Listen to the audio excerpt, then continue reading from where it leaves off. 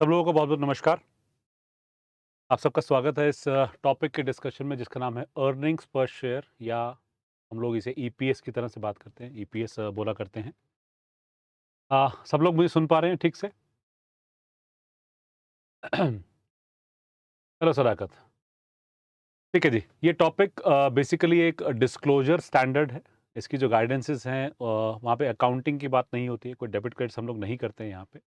तो essentially but हाँ, calculations involved है। और ईपीएस की बात करें तो एक एक थ्योरेटिकल फ्रेमवर्क है जिसके बेसिस पे इस पूरे टॉपिक को समझा जाता है। मैं आपसे वो भी डिस्कस करूँगा। बट जब मैं ईपीएस की बात करता हूँ तो मेरे लिए बहुत ज़रूरी है इस बात को यहाँ पे रखना कि ईपीएस की सिग्निफिकेंस क्या है? ईपीएस की रिलेवेंस क्या है? ईपीएस का मतलब क्या है? ठीक है? उसके बाद हम लोग उसके जो थ्योरेटिकल बैकग्राउंड है मैं उससे वो बात करूँगा। उसके अपने चैलेंजेस क्या आएँगे, क्या नहीं आएँगे बट पॉइंट इज़ दैट कि हमें उसे ही फ़ॉलो करना होता है। तो जब डिस्कशन करेंगे तो समझ पाएँगे। जब मैं ईपीएस की बात करता हूँ तो ईपीएस एक तरह से एक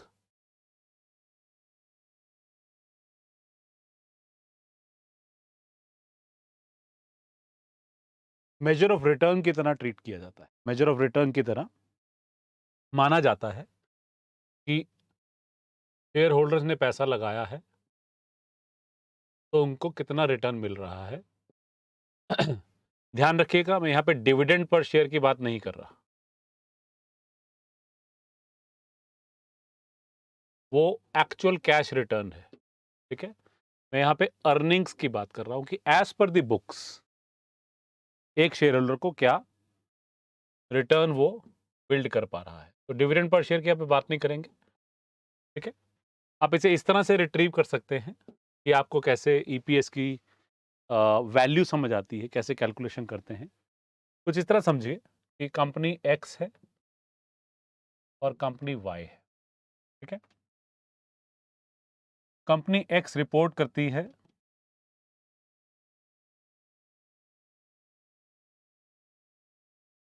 ईपीएस ही लिखता हूँ, समय नहीं लगाएँगे ज़्यादा इस चीज़ों पे। ईपीएस लेट्स से $10 का। ये एंटिटी रिपोर्ट करती है $20 का। अब सुनने में देखा जाए तो कंपनी वाई बेहतर कंपनी नज़र आ रही है। लेकिन अगर मैं फेयर प्राइस ले आऊँ और ये कहूँ कि जो इसका शेयर प्राइस है वो $100 है और इसका शेयर प्राइस जो है वो $300, राइट? आपके हिसाब से कौन सी कंपनी बेहतर कंपनी है इन्वेस्ट करने के लिए? मैंने यहाँ पे कुछ एजम्पशंस ले ली हैं क्योंकि बहुत सारी एजम्पशंस आ सकती हैं इस चीज़ के अंदर। एजम्पशंस ले ली हैं कि सेम इंडस्ट्री में है तभी कंपेयर कर पा रहे हैं, ठीक है? जो एसेट्स वगैरह है, साइज़ को छोड़ दूँ एक बार के लिए, ठीक है? सिमिलर एसेट्स में डील कर रही है, ठीक है? आपके जो कैपिटल स्ट्रक्चर है वो भी बहुत डिफरेंट नहीं है। स्केल का फ़र्क है, यहाँ पे ज़्यादा पैसा कमा रही है और शेयर प्राइस भी है। यहाँ हो सकता है एसेट ज़्यादा हो but my point is that purely as a share holder आपके हिसाब से कौन-सी कंपनी बेहतर है? विपुल ने कहा कंपनी एक्स बेहतर है। Okay, that's a right answer by the way. इसमें कोई गलत नहीं है। मैं इसे मेजर कैसे कर रहा हूँ? एक की परफॉर्मेंस रेशियो होती है हमारी, जिसको हम लोग प्राइस टू अर्निंग रेशियो बोलते हैं, ठीक है? उसे समझें अगर पीवी रेशियो नहीं पीई रेशियो कहते हैं सदाकत। आई थिंक आपने पीवी गलती से लिखा है उसे, ठीक है? तो बेसिकली ये कह रहा है कि ये 10x है, ठीक है? और ये 15x है, 15 टाइम्स है, x का मतलब टाइम्स है, ठीक है? एसेंशियली $10 कमाने के लिए मुझे उसका 10 गुना लगाना पड़ रहा है। दैट्स व्हाट इट मीन्स, ठीक है? $10 लगाने के लिए मुझे उसका 10 गुना लगाना पड़ रहा है बट या कुछ भी अगर मुझे $1 कमाना है तो मुझे 10 गुना पैसा लगाना पड़ेगा और यहाँ पर मुझे 15 गुना लगाना पड़ेगा, ठीक है? कीपिंग एवरीथिंग स्टेटस को, सब कुछ हम कांस्टेंट कर दें अगर, ठीक है? तो मैं ये कह सकता हूँ कि कंपनी एक्स अंडर प्राइस्ड हो सकती है या कंपनी वाई ओवर प्राइस्ड हो सकता है। क्या आप सब लोग इस बात से सहमत हैं कि ऐसी पॉसिबिलिटी या इस तरह की इंटरप्रिटेशन एस्टैब्लिश करना ठीक है हमारे हिसाब से? ऑल ऑफ अस? भाई अंडर प्राइस है इसका मतलब सस्ते में शेयर मिल रहा है, आप इन्वेस्ट करना चाहेंगे। ओवर प्राइस है इसका मतलब शेयर प्राइस ज्यादा है, आप बेचना चाहेंगे तो प्राइस वैसे भी नीचे गिर जाएगा कल को। Do we agree with that? Everybody comfortable with this? ठीक है। अब इन चीजों को तो आप मैनेज नहीं कर सकते क्योंकि ये तो मार्केट चला रही है। ठीक है। इसेंशियली अगर मैं इसे दूसरे वे में बात करूं, ठीक है, दूसरे में बात करूं तो ये कहना ठीक रहता है, हायर द ईपीएस, किसी भी प्रॉफिटेबिलिटी किसी भी रिटर्न की बात करें तो हमेशा ये बोला जाएगा higher the EPS better it is. ठीक है ना? राइट। भाई अगर यही टेक एनी नंबर से 5 होती तो ये 20 गुना हो जाता। फिर कहते लोग यार ये तो महंगी कंपनी है, प्रॉफिट भी कम है, प्राइस भी ज्यादा चल रहा है as compare to company Y, decision change हो जाती। तो कंपनीज क्या करती हैं? मान लीजिए जेन्युइनली इसका प्रॉफिट 5 है पर शेयर और वो 10 रिपोर्ट कर देती है। ठीक है। तो नेचुरली सिग्निफिकेंट मैनिपुलेशंस होने के चांसेस आ जाते, और इसीलिए जो यहाँ की गाइडेंस है अर्निंग्स पर शेयर के ऊपर जो लिखा गया है, चीजें बताई गई हैं, उनको बहुत रिग्रेसली फॉलो करना जरूरी हो जाता है। राइट। बिकॉज आप इससे ड्राइव नहीं कर सकते, फंडामेंटली आप ड्राइव नहीं कर पाते क्योंकि मार्केट चलाती है उसे, पर यहां पर तो अकाउंटिंग मैनिपुलेशंस पॉसिबल हैं। ठीक है। यस, आईएफआरएस में से आईएस 33 बोलते हैं, इंडियस में इंडियस 33 बोलते हैं। ठीक है। तो फोकस क्या है हमारा? ईपीएस का मतलब क्या होता है, उसका सिग्निफिकेंस क्या होता है, उसे कैलकुलेट कैसे करते हैं, ये सारी की सारी चीजें हम यहाँ पे कवर करेंगे। इसी में ट्रेजरी शेयर्स की भी बात आ जाएगी, उसका सिग्निफिकेंस क्या है, कैसे कैसे काम करेगा। अच्छा, आपका सवाल आया कि कंपनी एक्स बेटर कैसे हुआ क्योंकि वाई से कम है। दोस्त इसको दोबारा मैं लिख देता हूँ। कंपनी एक्स के लिए मैंने लिखा था कि अर्निंग्स पर शेयर जो है वो $10 की थी, वाई के लिए वो शायद $20 की थी, बट जो मेरा मार्केट प्राइस था शेयर का, करंट मार्केट प्राइस, यहाँ पे 100 लिखा था शायद मैंने, यहाँ पे 300 लिखा था। ठीक है। आप ऐसे समझो कि $100 इन्वेस्ट करके क्या कमाओगे? $10। $300 इन्वेस्ट करके कितना कमाने वाले हो? $20। तो एक्स बेटर हुई ना, क्योंकि आपको 10 गुना महंगा का इन्वेस्टमेंट या 10 गुना की इन्वेस्टमेंट पे इतना पैसा मिल जाएगा, लेकिन यहाँ पे आपकी जो इन्वेस्टमेंट की वैल्यू 15 गुना हो जाएगी। Is it okay? इसको मैं अगर प्रोरेटा कर देता, मान लीजिए ये 10 होता और ये 150 होता, वही पैरामीटर है। ठीक है। 10 कमाने के लिए 100 लगाने पड़ रहे हैं, यहाँ 10 कमाने के लिए 150 लगाने पड़ रहे हैं। That is how you read it. अभी कंफर्टेबल है? ठीक है। चलिए, ये तो एक पर्सपेक्टिव हुआ। अब जो इंपॉर्टेंट थ्योरेटिकल कॉन्सेप्ट है उस पे फोकस कीजिएगा। वो कहीं टेस्ट नहीं होगा, वो कहीं आपसे पूछा नहीं जाएगा, बट पूरा का पूरा स्टैंडर्ड बना ही उस विचार के ऊपर। वो विचार क्या है वो आपसे डिस्कस करूंगा, उसके बाद डिस्कशंस कैलकुलेशन सब होती रहेंगी। विचार ये है, जो हम इकोनॉमिक्स में पढ़ते हैं कि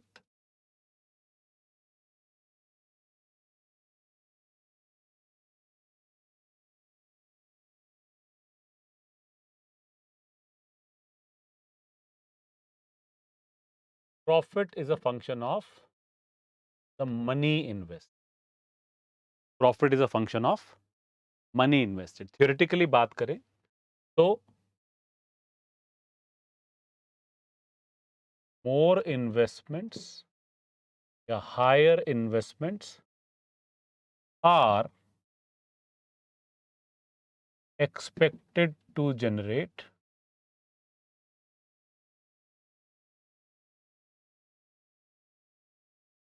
higher returns. Higher investments are expected to generate higher returns. That's a fundamental perspective around it. ठीक है। अब आप समझिए कि आपके पास दो सोर्सेस ऑफ कैपिटल हैं, ठीक है, कैपिटल आई मीन टू से मनी, खुद का पैसा इन फॉर्म ऑफ इक्विटी, दूसरे का पैसा in form of debt, right? End of the day as an entity, as a business, आपका फोकस इसी बात पे आ जाता है कि what is the return you are able to create for the equity share holder. Wealth maximization concept जो हम बोला करते हैं, ठीक है? तो ये जो वेल्थ जनरेट कर पा रहे हैं उसका एक पैरामीटर आपका ईपीएस बनता है, ठीक है? और ये माना जा रहा है, यहां पे ये बात यही हो रही है कि मैं और इक्विटी लगाऊंगा तो और प्रॉफिट आ जाएगा या और रिटर्न्स बिल्ड होनी शुरू हो जाएंगी, और उसी विचार से मेरा पूरा का पूरा जो है सिस्टम चलता है। मैं इसे कुछ बेसिक एग्जांपल्स के थ्रू एक्सप्लेन करने की कोशिश करता हूं, आप कनेक्ट कर पाएंगे, ठीक है?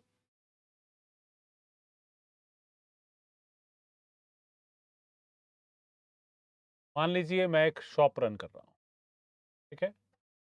तो जो परचेज कॉस्ट है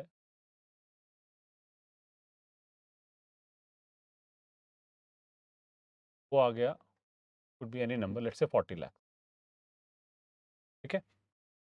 एक पूरा का पूरा कॉम्प्लेक्स से बहुत सारी शॉप्स है, मैंने एक शॉप खरीद ली, 40 लाख रुपए मेरे लगे। मेरा जो एनुअल इनकम आ रहा है, ठीक है, स्टेबल बिजनेस है, ज़्यादा कुछ उसमें बदलाव नहीं है, ठीक है? एनुअल इनकम आ रहा है, मान लीजिए for the sake of argument 6 lakh का। तो क्लियरली कह सकते हैं कि देखिए 15% रिटर्न आप जनरेट कर पा रहे हो, right? Shop as an asset खरीदी है फॉर रेंटल पर्पस, कुछ भी हो सकता है दोस्त, मैं चला भी सकता हूँ, हो सकता है रेंट पे दे दूँ, that's a fair point two make. इससे कोई फर्क नहीं पड़ता कि मैंने शॉप खरीदी और कोई बिजनेस चला रहा हूँ या रेंट पे दे दिए इन्वेस्टमेंट प्रॉपर्टी की तरह, उससे कोई वो मायने नहीं रखता अभी के लिए। रेंटल इनकम मान लेते हैं, आपका मैं पॉइंट ले लेता हूँ, उसका मुझे कंफर्ट भी मिल जाएगा, उसका मुझे सपोर्ट भी मिल जाएगा, ठीक है? तो रेंटल इनकम आ गई 6 लाख की 15% के। किसी ने मुझे समझाया कि यार ये तो अच्छी इन्वेस्टमेंट है, 15% रिटर्न आ रही है, ठीक है? तो एक और शॉप खरीद ले, पॉसिबल है ऑफ कोर्स। तो मैंने क्या किया, एक और शॉप खरीद ली, for the sake of argument वो भी 40 लाख की मिल रही है, ठीक है? वो भी रेंट पे चढ़ा दी, तो फिर से 6 लाख आना शुरू हो गया। अब फंडामेंटली देखा जाए तो आपकी ओवरऑल रिटर्न तो 15% आ ही रही है ना, राइट? आपकी जो टोटल रिटर्न है वो आ गई 12 लाख की, लेकिन आपकी इन्वेस्टमेंट भी तो 80 लाख पे चली गई ना,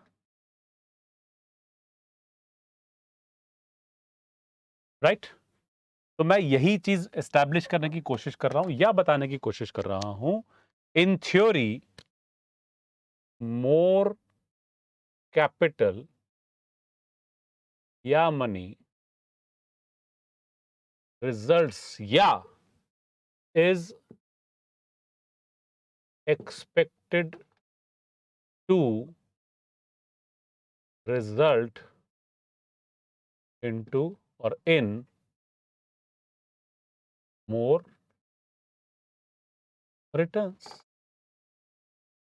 क्लियर है इस बात का, कंफर्टेबल है? बहुत थियोरेटिकल सी बात है, ये तो बच्चा, कोई छोटा बच्चा भी बता सकता है कि ज्यादा पैसे लगाओ, डिपॉजिट करा दिया, इनकम बननी शुरू हो जाएगी, that's very normal behaviour. The only difference in this example versus investments made in a business, ये तो सर्टेन है, जो आपने बताया मैंने वो पिक कर लिया, रेंटल इनकम है। दुकान खरीदी, किराए पे चढ़ा दी, रेंटल आना शुरू हो गया। दुकान खरीदी, एक और दुकान खरीद ली, वो भी किराए पे चढ़ा दी। बिजनेस के अंदर सर्टेनिटी तो होती ही नहीं है, सब कुछ ही अनसर्टेन है, ठीक है? तो investments made in a business do not necessarily result into profits. Startup देख लो दुनिया भर के, ज्यादा से ज्यादा पैसा लगता जा रहा है, उतना ही नुकसान होता जा रहा है। तो रिप्रेजेंटेशन वो आ नहीं रही जो फंडामेंटली ट्रू है, और उन कंपनीज की वैल्यूएशन बहुत ज्यादा है, और मैं वैल्यूएशन की बात नहीं कर रहा यहां पे, मैं प्रॉफिटेबिलिटी की बात कर रहा हूं, अर्निंग्स की बात कर रहा हूं, राइट? तो फंडामेंटली ये स्टैंडर्ड नो मैटर प्रैक्टिकली ज्यादा एप्लीकेबल नहीं रहा। कुछ और एग्जांपल्स दूंगा, क्लियर हो जाएगा मैं क्या कह रहा हूं। आज की डेट में अगर मैं स्टार्टअप की बात करता हूँ, इसी एग्जांपल पे चलते हैं वापस से। आज की डेट में मैं स्टार्टअप की बात करता हूँ, तो आप सिर्फ नुकसान उठा रहे हैं और जितना ज़्यादा नुकसान उठा रहे हैं, कहीं न कहीं पे आप एक वैल्यू क्रिएशन की बात भी कर रहे हैं, राइट? आपका जो ऑब्जेक्टिव है वो वैल्यू क्रिएशन का एक लॉन्ग टर्म के हिसाब से चल। Do we agree with that? सभी लोग अलाइन्ड हैं इस चीज़ के साथ? ठीक है? राइट? लेकिन आपका जो प्रॉफिटेबिलिटी है, वो तो हर क्वार्टर, हर साल पे बनना ही है ना। आपको जो पी&एल है फॉर द पीरियड तो बनेगा ही, 1 साल की बात करते हैं अभी तो, राइट? तो ये तो हो सकता है ना कि पहले साल, दूसरे साल, तीसरे साल, चौथे साल नुकसान ही आ रहा हो, राइट? आपकी वैल्यू ग्रो करती जा रही है, आपके रेवेन्यूज़ बढ़ते जा रहे हैं, आपके लॉसेस भी बढ़ते जा रहे हैं, राइट? वैल्यू ग्रो कर रहे हैं लेकिन प्रॉफिटेबिलिटी नहीं है, ये सब पॉसिबल है। बट फिर भी ये स्टैंडर्ड एम्फसाइज कर रहा है कि बॉस, आपका जो ईपीएस है ना वो बहुत क्रिटिकल चीज है। क्यों? कहीं ना कहीं पे वो एक major of return to share holder को डिपिक्ट कर रहा है और जितना आप पैसा लगाएंगे, इन थ्योरी आप उतना ज्यादा रिटर्न कमा पाएंगे। अब स्टार्टअप तो इस चक्कर में काम नहीं करता, बट फिर भी यहां पर भी ईपीएस निकाली ही जाती है, चाहे वो लॉस जो है वो कहीं से वैल्यू की रिफ्लेक्शन नहीं है, क्योंकि वो एक अलग एजम्पशन पे चल रहा है कि अगले 5 साल तक अगर ये कंपनी ऐसे ही ग्रो करती रही तो ये इतना पैसा कमा लेगी। अरे भाई, जब कमाएगी तब बात करते ना, बट ईपीएस तो आपको हर साल निकालना ही पड़ेगा, राइट? तो वो उसी तरीके से बात कर रहा है। दूसरा एक छोटा सा एग्जांपल और ले लेता हूं समझाने के लिए। हम लोगों ने अब एक दुकान की बात की थी, ठीक है? दुकान मैंने खरीद ली, रेंटल आना शुरू हो गया, पर भाई दुकान बनती भी तो है ना। अगर मान लीजिए कि मैं एक रियल एस्टेट डेवलपर हूँ, एक कमर्शियल प्रॉपर्टी बिल्ड कर रहा हूँ, तो कमर्शियल प्रॉपर्टी को बनने में ही साल 2 साल लग जाते हैं। डिपेंड करता है क्या लोकेशन है, क्या उसकी कितना कंस्ट्रक्शन एरिया है, जो भी है बिल्डअप एरिया बनेगा।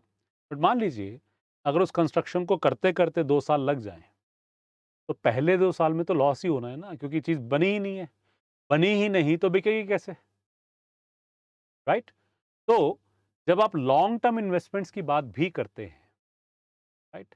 तो ये ज़रूरी नहीं है कि लॉन्ग टर्म इन्वेस्टमेंट्स आपको इमीडिएट रिटर्न देना शुरू करें। Okay? So let me clarify. अगर मैं एक स्टार्टअप कल्चर की बात करता हूं तो उसका ईपीएस कभी भी प्रॉफिटेबिलिटी रिफ्लेक्ट करेगा ही नहीं, जबकि वैल्यू बढ़ती जा रही है। सिमिलरली कोई भी लॉन्ग टर्म इन्वेस्टमेंट,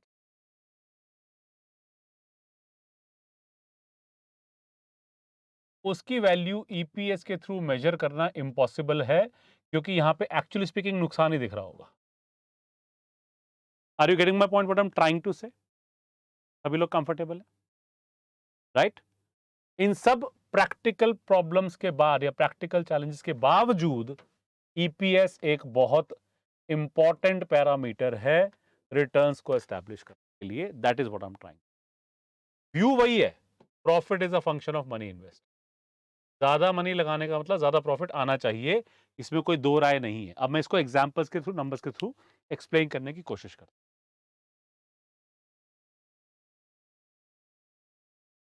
बाकी सारे पैरामीटर्स छोड़ दीजिएगा एक बार के लिए, ठीक है? सर, अगर आप कहते हैं कि कैसे लॉन्ग टर्म इन्वेस्टमेंट ईपीएस से मेजर नहीं होंगे, दोस्त, रिलायंस ने क्या किया, एक जियो का नेटवर्क एस्टेब्लिश कर दिया, ठीक है? इसके ऊपर उसने, for the sake of argument, I don't know, let's say उसने 1 लाख करोड़ रुपए लगाए, शायद कोई बहुत बड़ा नंबर लेके चल रहा हूँ, और अगले 1 साल के लिए सब कुछ फ्री कर दिया। डू यू एग्री ये लॉन्ग टर्म इन्वेस्टमेंट है जो उसने लाइसेंस प्रोक्योर किया है? ठीक है, राइट? पहले 1 साल में अगर सब कुछ ही फ्री है, सारा डेटा फ्री है, राइट, तो लॉसेस ही आने वाले हैं। क्लियर है ना? ऑपरेशनल लॉसेस हैं, खर्चे हैं, दुनिया भर की चीज़ें हैं, यू नो। को अपनी टीम बनानी है जो ये सारा का सारा कोऑर्डिनेशन कराएगी। ऑपरेशनल कॉस्ट है बेसिकली, डेप्रिसिएशन उसका, अमोर्टाइजेशन आ जाएगा लाइसेंस का। तो आप तो लॉसेस ही इंकर कर रहे हैं ना। तो उस साल का जो ईपीएस है, does it mean that the company is growing? Answer is no, उसमें तो लॉस ही दिख रहा है। स्टार्टअप के केस में तो ये प्रॉब्लम है ना, आप ग्रो कर रहे हैं पर नुकसान भी कर रहे हैं। ठीक है? तो मेरा कहने का मतलब ये है कि EPS is not always suggesting what is the right information about the company. आप ईपीएस को आइसोलेशन में कभी नहीं देख सकते डिसाइड करने के लिए, लेकिन ईपीएस फिर भी एक बहुत बड़ा पैरामीटर है कंपनी की फाइनेंशियल हेल्थ को समझने के लिए। आप इस बात से अभी कंफर्टेबल हैं? कुछ एग्जांपल्स लेंगे, आपको कंफर्ट आना शुरू हो जाएगा। फिर भी मैं एक व्यू लेके जाना चाह रहा हूं कि थ्योरेटिकली आप अलाइंड है कि नहीं है सभी लोग। ठीक है, परफेक्ट। मैं आपसे एग्जांपल की बात कर रहा था, आप समझ लेते हैं।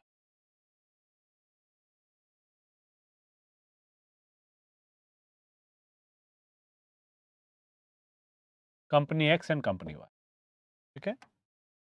इसका जो ईपीएस आ रहा है, मैंने वही नंबर लिए थे, सिमिलर से नंबर ले लेता हूं, शेयर प्राइस ले लेता हूं।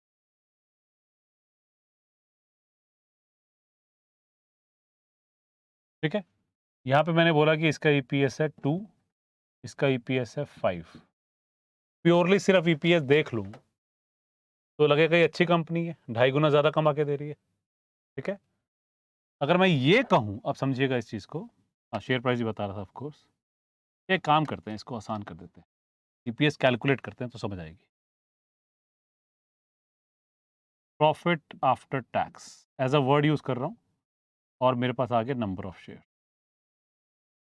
यहां से आप उस फंक्शनैलिटी को समझ पाएंगे। ईपीएस तो निकाल लीजिए ना, आसान हो जाएगा। ठीक है, मेरा यहाँ पे प्रॉफिट आफ्टर टैक्स आ रहा है 1000 का। ठीक है, यहाँ प्रॉफिट आफ्टर टैक्स आ रहा है 5000। कौन सी बड़ी कंपनी हुई प्रॉफिटेबिलिटी के अंदर? नेचुरली कंपनी वाई बड़ी हुई। लेकिन अगर मैं ये कहूँ कि यहाँ जो नंबर ऑफ शेयर्स हैं वो 10,000 हैं, यहाँ जो नंबर ऑफ शेयर्स हैं वो 1,00,000 है, राइट? प्रॉफिटेबिलिटी अब मैटर नहीं करती, क्योंकि प्रॉफिट तो फंक्शन ऑफ मनी है।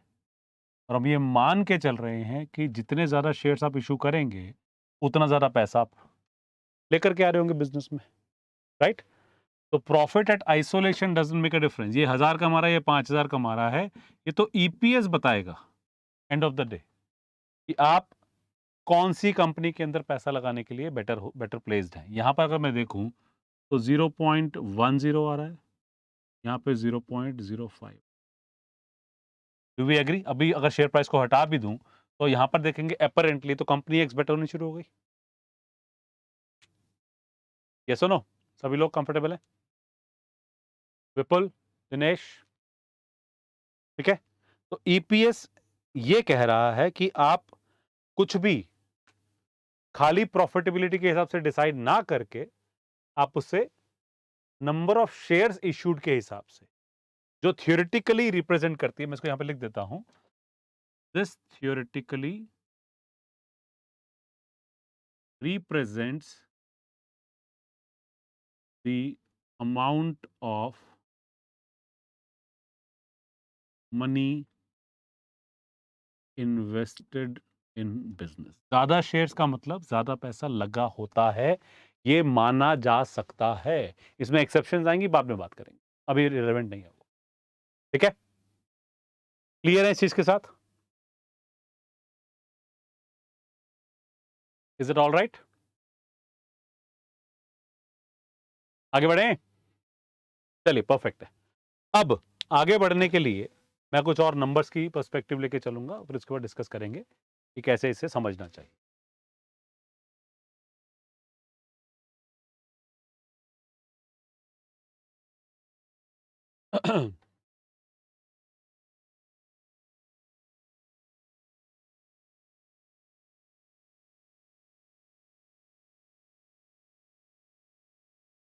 ईपीएस को जब मैं डिफाइन करता हूं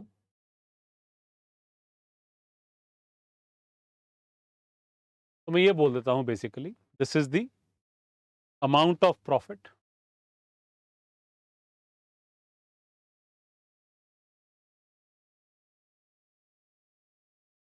earned by a business for each ordinary share। इसका मतलब प्रेफरेंस शेयर भी हट जाएंगे यहाँ से। ठीक है, ध्यान रखिएगा, बाद में डिस्कस करेंगे प्रेफरेंस शेयर का क्या मतलब है क्या नहीं है, and all that, right? Essentially EPS को कैलकुलेट करने का तरीका बड़ा आसान है, which is profit available for ordinary shareholders divided bye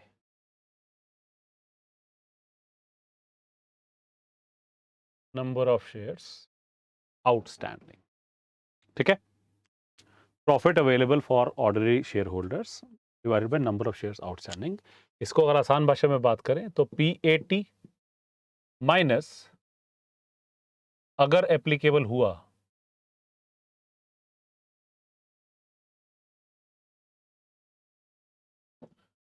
minus preference dividends divided by number of shares out. Okay, इसको थोड़ा सा और इलेबोरेट कर देता हूं कि क्या एग्जैक्टली आप उसे कैसे रीड करेंगे, कैसे इंटरप्रेट करेंगे। Think about it like this,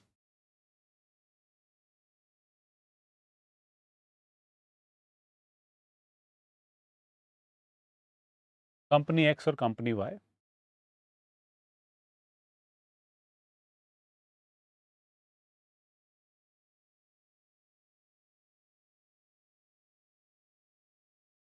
let's say 1 जनवरी 24, यहां हम बात कर रहे हैं नंबर ऑफ शेयर्स इशूड। ठीक है, दोनों के बीच में इसने 10,000 शेयर इशू कर दिए, इसने 50,000 शेयर इशू कर दिए। ठीक है, 1/1/24। उसके बाद 31 मार्च 24 को एक फर्दर इशू लेकर के आया। ठीक है, ऑल्दो प्रैक्टिकली होता नहीं है, कंप्लायंस के हिसाब से बहुत थियोरेटिकल बात है, बट सिर्फ समझाने के हिसाब से कह रहा हूँ। 20,000 शेयर्स ये लेकर आया, यहाँ कुछ नहीं आया। उसके बाद 31 अगस्त को भी इसने एक और इशू ले आया, 20,000 का, यहाँ नहीं आया। अब अगर आप नोटिस करेंगे तो टोटल नंबर ऑफ शेयर्स तो 50,000 ही हैं दोनों में। For the sake of argument, ठीक है, लेट से प्रॉफिट आफ्टर टैक्स यहां पर जो है, ठीक है, वो आ रहा है 100,000 और यहां भी आ रहा है 100,000। ठीक है, सिर्फ कंपेरेबल नंबर डाल रहा हूं, कुछ नहीं कर रहा। ठीक है, so what I am saying here is that कि आपने दोनों एंटिटीज के केस में देखा कि जो नंबर ऑफ शेयर्स आउटस्टैंडिंग है वो 50,000 ही है। प्रॉफिट आफ्टर टैक्स है जो वो 1,00,000 ही है, माइनस प्रेफरेंस डिविडेंड वगैरह जो इफेक्टिवली जो प्रॉफिट शेयर होल्डर्स के लिए अवेलेबल। अब इसे समझिए कि जब मैं बात करता हूं कि profit is a function of money, उसके मायने क्या है। डू यू एग्री कि amount raised by company Y, the money raised by company Y by issue of these shares is available for the entire year? आपने पहले दिन ही तो 50,000 share issue कर दिए थे। ठीक है, वही पैसा आपने बिजनेस में लगाया, भी इन्वेस्ट कर दिया, एफडी करा दी, प्रॉफिट आफ्टर टैक्स तो सारी चीजें मिला के ही आ रहा है। ठीक है, तो आपके पास ये जो नंबर ऑफ शेयर्स थे और इससे जो पैसा रेज हुआ वो तो पूरे समय के लिए आपके पास था और उसी को इस्तेमाल करके आपने इतना प्रॉफिट कमा लिया। यस और नो? राइट। लेकिन कंपनी एक्स के केस में आपके पास ये जो पैसा आपने रेज किया, 10,000 शेयर्स जो आपने इशू किए, उससे जो पैसा आपके पास आया वो 12 महीने के लिए अवेलेबल था। 20,000 शेयर आपने फिर से इशू किए, वो पैसा आपके पास 9 महीने के लिए अवेलेबल था। और आखिरी में आपने 20,000 शेयर और इशू किए, उससे जो पैसा आया वो सिर्फ 4 महीने के लिए अवेलेबल। कैलकुलेशन तो कर ही लेंगे। Do you agree with me कि कंपनी एक्स की performance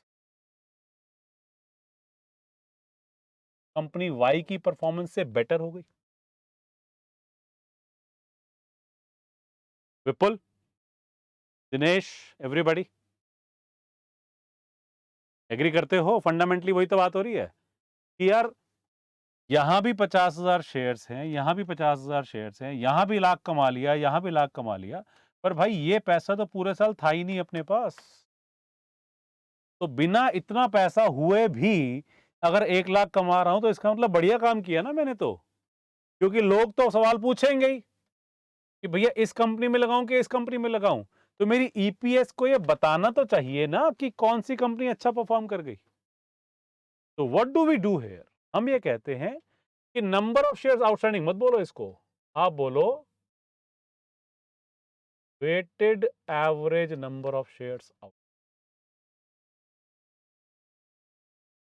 weighted average number of shares out.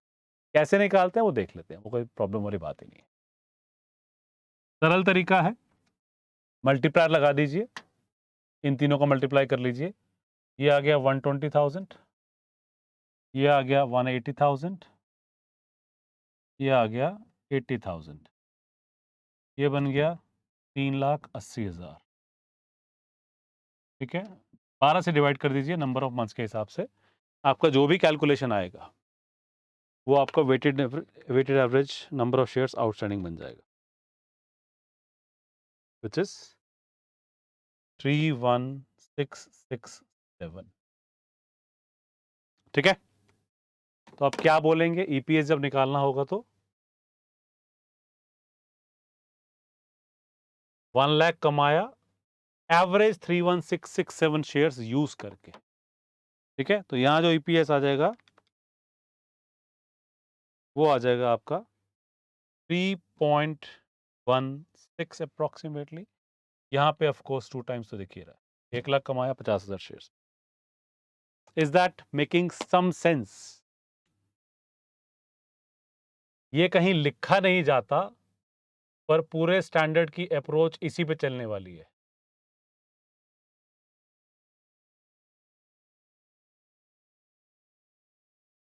Profit is a function of money. Is that okay? सभी लोग अलाइंड हैं इस चीज के साथ? आगे बढ़े। ठीक है, आपके एक्चुअल नंबर ऑफ शेयर्स 50,000 ही हैं, उसमें भी कोई डाउट नहीं है, लेकिन आप EPS report weighted average number of shares के हिसाब से कैलकुलेट करेंगे, इस चीज का ध्यान रखिए। ठीक है, ये कहीं है नहीं 31667 बुक्स में, 50,000 ही है, लेकिन आप ऑब्वियसली डिस्क्लोजर में देते हैं कि आपने ये ईपीएस निकाली कैसे है, आपका weighted average number of shares outstanding थे कितने। Alright, is it okay guys? थोड़ा सा आगे बढ़े, इसी को एक्सटेंड करूंगा, ट्रेजरी शेयर्स की बात यहां पे करने वाला हूं मैं आपसे। Right, perfect. चलिए थोड़ा सा और बेहतर समझते हैं, कुछ कैलकुलेशंस करते हैं, चीजें आसान है। थोड़े से फाइनेंस के कॉन्सेप्ट्स भी आ जाएंगे, इसलिए थियोरेटिकल लगता है सुनने में, पर मतलब डिफिकल्ट नहीं है। ऑब्वियसली थोड़ा सा आपको बस अवेयर रहना पड़ता है कि हाँ मुझे इसको इंटरप्रेट कैसे करना है। किसी भी एग्जामिनेशन में इतना चल नहीं होता ये, क्योंकि कैलकुलेशन करके आप फ्री हो जाते हैं, बट बैकग्राउंड समझ जाते हैं तो चीजें बहुत आसान लगती हैं। Okay? मैं आपसे बात कर रहा था कि weighted average number of shares outstanding निकालने हैं।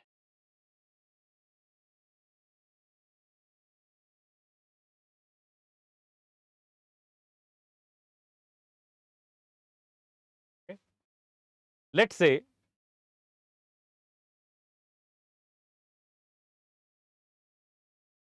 दो तरीके निकालने के, इसी में ट्रेजरी शेयर्स की भी मैं डिस्कशन करने की कोशिश करूंगा। 010124, let's say 30th of April 24, then 31st of August 24, 1st of November 24, 31st of December 24। 5 दिन अलग अलग ट्रांजैक्शंस हुई शेयर्स के अंदर, जहां पे आपको पता चला कि यहाँ पे आपने 10,000 शेयर्स इशू कर दिए। ठीक है, यहाँ पर आपने, so let's say market price पे, ये भी एक्सप्लेन करूंगा कि एग्जैक्टली इसकी रेलेवेंस क्या है। मार्केट प्राइस या फेयर वैल्यू बोल दीजिए इसे।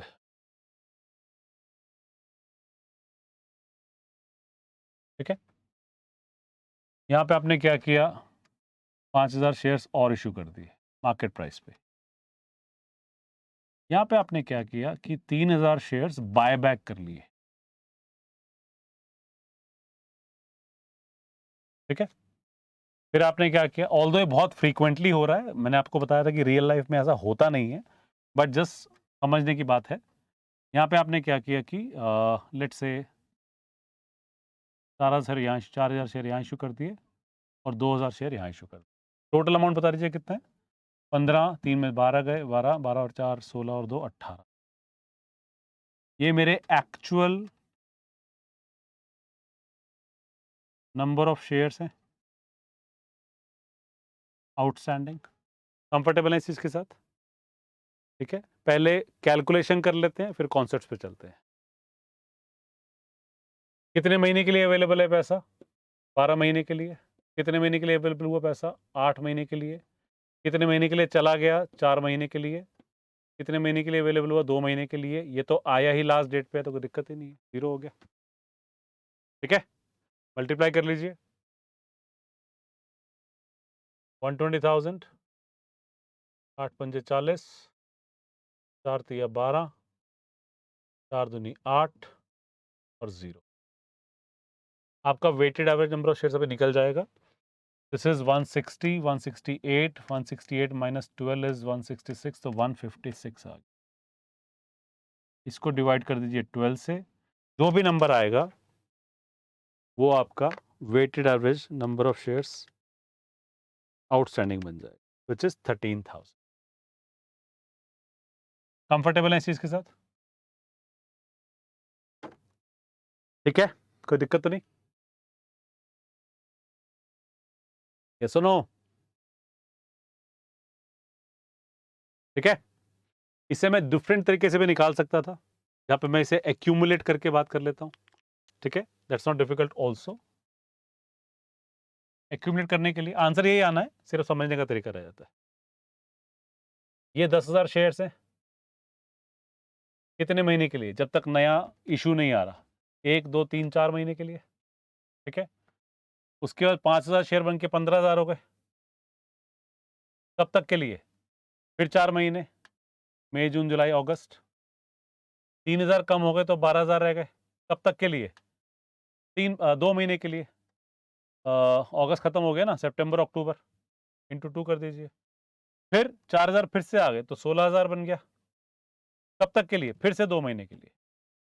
और इवेंचुअली 18,000 आया, लेकिन उसके पास समय नहीं बचा। ओके, इसका टोटल करेंगे 40,000, 60,000, 24,000, 32,000, टोटल 156 ही आने वाला है। तो डिवाइडेड बाय 12 कर देंगे तो weighted average number of shares outstanding 13,000 ही आए। Is it okay? कोई भी एक अप्रोच लीजिए, मैथमेटिकल कैलकुलेशन ही है, कोई फर्क नहीं पड़ता। यहां पे कंफर्टेबल है कि weighted average number of shares outstanding कैसे निकाले जाते हैं? Is it all right? ठीक है, विपुल, दिनेश, सभी लोग ठीक है, परफेक्ट। मैं आपसे ट्रेजरी शेयर्स की बात कर रहा था, वो कॉन्सेप्ट समझाया तो क्या है। देखिए, ट्रेजरी शेयर्स सुनने में एक टेक्निकल टर्म है, बट बहुत बेसिक सी बात है। मैंने आपसे यहाँ पे एक पर्सपेक्टिव यूज किया था शेयर्स बायबैक का। ठीक है, अब प्रोसीजरली समझिए, 2-3 चीजें चलती हैं लाइफ में जो प्रैक्टिकली एस्टैब्लिश की जाती हैं। कई ऐसी कंपनीज के बारे में आपने सुना भी होगा जो शेयर्स बायबैक करती रहती हैं। टीसीएस ने कुछ समय पहले लेकर के आई थी वो ऑप्शन, इन्फोसिस ले आई थी and all that stuff. Buyback का जो बैकग्राउंड है वो बहुत बेसिक सा है। वो ये है कि मेरे पास एज अ कंपनी पैसा बहुत पड़ा हुआ है, ग्रोथ ज़्यादा नहीं हो रही। ठीक है, तो आप क्या करते हैं कि इतना बड़ा आपने शेयर कैपिटल बेस बनाया हुआ है, तो आप ये कोशिश करते हैं कि आप नंबर ऑफ शेयर्स आउटस्टैंडिंग को कम कर दें। ठीक है, तो एक तरफ कंपनी शेयर इशू कर रही है विच इज़ ओके, बट जब आप एक्सपैंड कर चुके होते हैं और अब ग्रोथ आपकी काइंड ऑफ स्टेगनेंट है या उतना एग्रेसिवली आप ग्रोथ नहीं कर सकते क्योंकि मार्केट साइज ही नहीं है। ठीक है, बाकी लोग भी बैठे हुए हैं, तो आपका एक स्टेबल कंपनी का साइज बना हुआ है, और आपके पास बहुत पैसा पड़ा हुआ है, तो आप ये प्लान करते हैं कि यार कुछ पैसा ना शेयर होल्डर्स को वापस कर देते हैं और उनके शेयर्स हम लोग कैंसिल कर देंगे। ठीक है? तो एसेंशियली हो क्या रहा है, आपने फॉर एग्जांपल इस सीन के अंदर आपने ये डिसाइड किया कि 31 अगस्त को मैं ये 3000 शेयर्स बायबैक कर लूंगा और लोगों को पैसा दे दूंगा। ठीक है? तो share buyback is actually happening on 31st of August 24, right? लेकिन एक प्रोसीजर होता है, शेयर्स आपने जब खरीद लिए वापस, तो एक प्रोसीजर होता है उनकी कैंसिलेशन का। सेक्रेटेरियल सर्विसेज हैं, कोई खास समझाने की जरूरत नहीं पड़ेगी इसमें। आपको अपने रजिस्टर के अंदर वो कैंसिलेशन दर्ज करनी पड़ती है कि हाँ, मेरा एक शेयर होल्डर रजिस्टर है, उसके अंदर मेरे पास शेयर जो बायबैक आया है, क्योंकि आमतौर पे किसी आप थर्ड पार्टी को इन्वॉल्व करके चल रहे होते हैं, वही डेटा मेंटेन करता है कितने लोगों से शेयर्स वापस आए, कौन वो शेयर होल्डर्स हैं, उसके बाद एक रेजोल्यूशन पास करके उन शेयर्स को कैंसिल किया जाएगा। Is it okay? तो हो क्या रहा है कि 31 अगस्त को आपने शेयर्स बायबैक कर लिए, पैसा दे दिया। ठीक है? इस बात को ध्यान रखिएगा, 31 अगस्त को आपने पैसा दे दिया और शेयर्स बायबैक कर लिए। It can so happen, it could be any date, that let's say that shares were cancelled on 15th of September 24। अब 15 दिन का गैप है यहां पे, राइट? लेकिन मुझे तो एक बात ध्यान है, profit is a function of, पैसा कब दिया? 31 अगस्त को। तो मेरे लिए रेलेवेंट डेट तो यही आ गई। कैंसिलेशन बाद में हो रही है तो होती रहेगी। कैंसिलेशन की एंट्री क्या है? कैंसिलेशन की एंट्री सिर्फ ये होती है ना कि डेबिट शेयर कैपिटल कर दो। ठीक है, पैसा आपने पहले दे दिया था, उस समय शेयर कैपिटल कैंसिल नहीं हुई थी। Are you getting my point? What is the difference between the two terms or two timelines? यहां पे मेरी जो एंट्री हो रही है वो क्या हो रही होगी? Debit shares to be cancelled, credit bank, right? वो भी इक्विटी का ही हिस्सा है, कोई दिक्कत नहीं है उसके अंदर। कंफर्टेबल है इस चीज के साथ? ठीक है? अब अगर मैं ये कहूं कि शेयर्स टू बी कैंसल्ड को मैं ट्रेजरी शेयर बोलना चाह रहा हूं,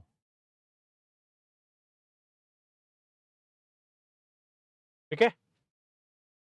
तो कोई फर्क ही नहीं है उसके अंदर। ये वो शेयर्स हैं जिनका अपने आप में कोई अस्तित्व बचा ही नहीं है, मेरी कोई ऑब्लिगेशन नहीं है अपने शेयर होल्डर को लेकर के। ठीक है? कैंसिल नहीं हुए, बस ट्रेजरी की तरह पड़े हुए हैं। ठीक है? प्रैक्टिकली वो इस्तेमाल नहीं हो सकते क्योंकि पैसा दिया जा चुका है, सिर्फ एक फॉर्मेलिटी रह गई कि कैंसिल करना है बाद में। Is it clear now? Vipul, Dinesh, I think that was a question on treasury shares also. Aligned है? ईपीएस के अंदर यहां पर मैं अगर लिखूं कि कैंसिलेशन बाद में हो रही है, इंपॉर्टेंट पॉइंट क्या है कि बायबैक कब हुआ था। जो बायबैक की डेट है वो डिटरमाइन करेगी कि मेरी weighted average number of shares outstanding क्या होंगे। Is it clear now? Is it okay with everybody?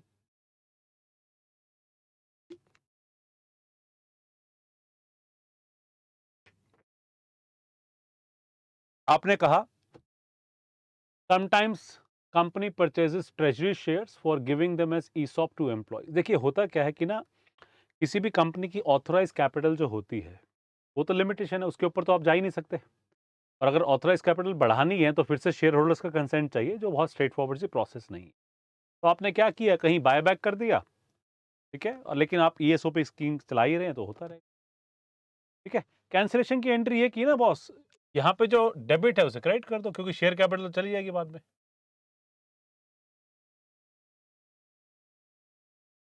ठीक है? राइट? एनी हाउ, इस सब का ईपीएस की कैलकुलेशन से मायने नहीं है, बट मेरे टाइमिंग की बात जरूरी है कि डेट कौन सी लूं काउंट करने के लिए, वो मेरे लिए प्रैक्टिकल पॉइंट है।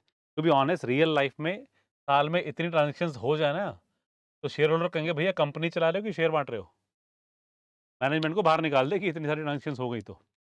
ठीक है? पर समझने के लिए, समझाने के लिए चीजें चल रही हैं। राइट इश्यूज वगैरह होते हैं, उसमें कोई डिनाइल नहीं है, राइट? बट इस तरह की ट्रांजेक्शन होती नहीं है आमतौर, और राइट इशू की अकाउंटिंग हम या कैलकुलेशन जो ईपीएस की होती है हम अलग तरीके से करते हैं, थोड़ी देर में करेंगे। ठीक है? अभी बायजूस का जो इतना झगड़ा चल रहा है दुनिया भर में, अभी मैं थोड़ी देर पहले सर बैठे हुए थे साथ में, बात ही कर रहा था उनसे कि सर बायजूस में तो ये चल रहा है एंड ऑल दैट स्टफ, पता नहीं कंपनी बंद ही ना हो जाए। हाँ जी, ठीक है। तो मेरा पॉइंट ये है कि ट्रांज़ैक्शंस होती हैं और ईपीएस की कैलकुलेशन क्योंकि एक सेंसिटिव मुद्दा है, इसलिए बहुत ध्यान रखना पड़ता है कि हम लोग किस तरह से उसकी अंडरस्टैंडिंग ले रहे हैं, इसलिए मैं बार-बार थ्योरेटिकली फ़ोकस कर रहा हूँ। अब मेरे को एक ज़रूरी बात आपसे जो शेयर करनी है, जो मैं आपको लिख कर के हटा दिया था, कि मैंने हर जगह पे माना है कि ये फेयर वैल्यू या मार्केट प्राइस पे इश्यू हो रहे हैं, ये जो भी मेरे ट्रांज़ैक्शंस हैं। बायबैक तो छोड़ देता हूँ अभी के लिए, बट फेयर वैल्यू पे इश्यू हो रहे हैं। इसको मैं समझाने की कोशिश करता हूँ, उसकी इम्प्लीकेशन आपको बाद में पता चलेगी। ये फेयर वैल्यू आखिरकार करना क्या चाह रही है। ठीक है? इस कैलकुलेशन से तो कंफर्टेबल है, weighted average number of shares कैसे निकालते हैं? ठीक है? तो what I would do is, I would talk about the relevance of fair value. इस तरह से समझिए, चीज़ें मुश्किल नहीं है। आपने आज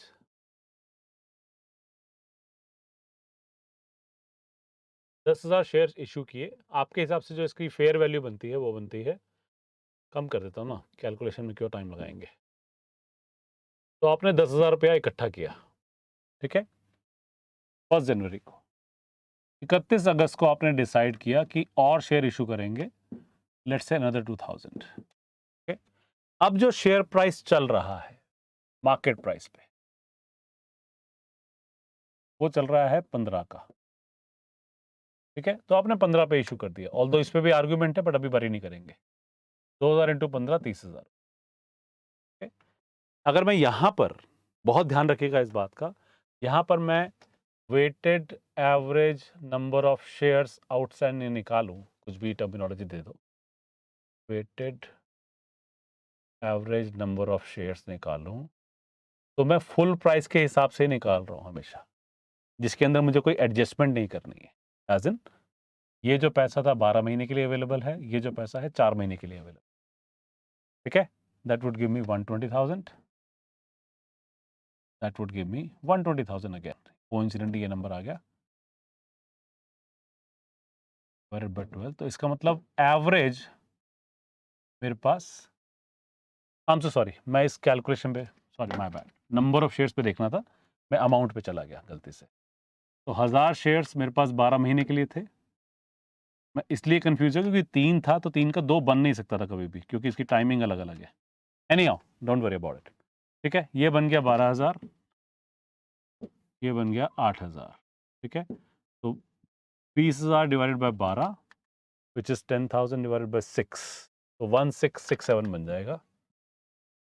this is my weighted average number of shares outstanding. अब इस पे फेयर वैल्यू के क्या मायने हैं वो समझिए। थोड़ा-सा थ्योरेटिकल कॉन्सेप्ट है। जहाँ भी लगे कन्फ्यूजन है, प्लीज़ मुझे बताइएगा। 1667 निकाल दिया। बेसिकली मैंने किया क्या है? प्रोस्पेक्टिव मूवमेंट देख ली। यहाँ 10 चल रहा था, पूरे साल के लिए मेरे पास पैसा है। यहाँ पे 8 महीने के बाद 4 महीने के लिए पैसा फिर से आ गया, तो मैंने उसको भी कवर कर लिया। ये फेयर वैल्यू क्या कहती है समझ लीजिए। हम बार-बार यही तो फोकस कर रहे हैं।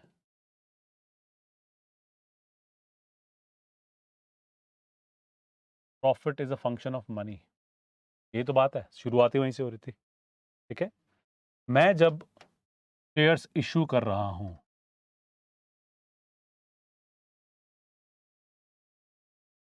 एट मार्केट प्राइस, ये मार्केट प्राइस बेसिकली कह क्या रहा है?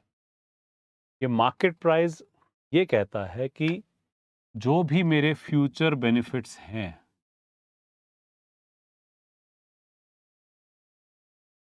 ठीक है?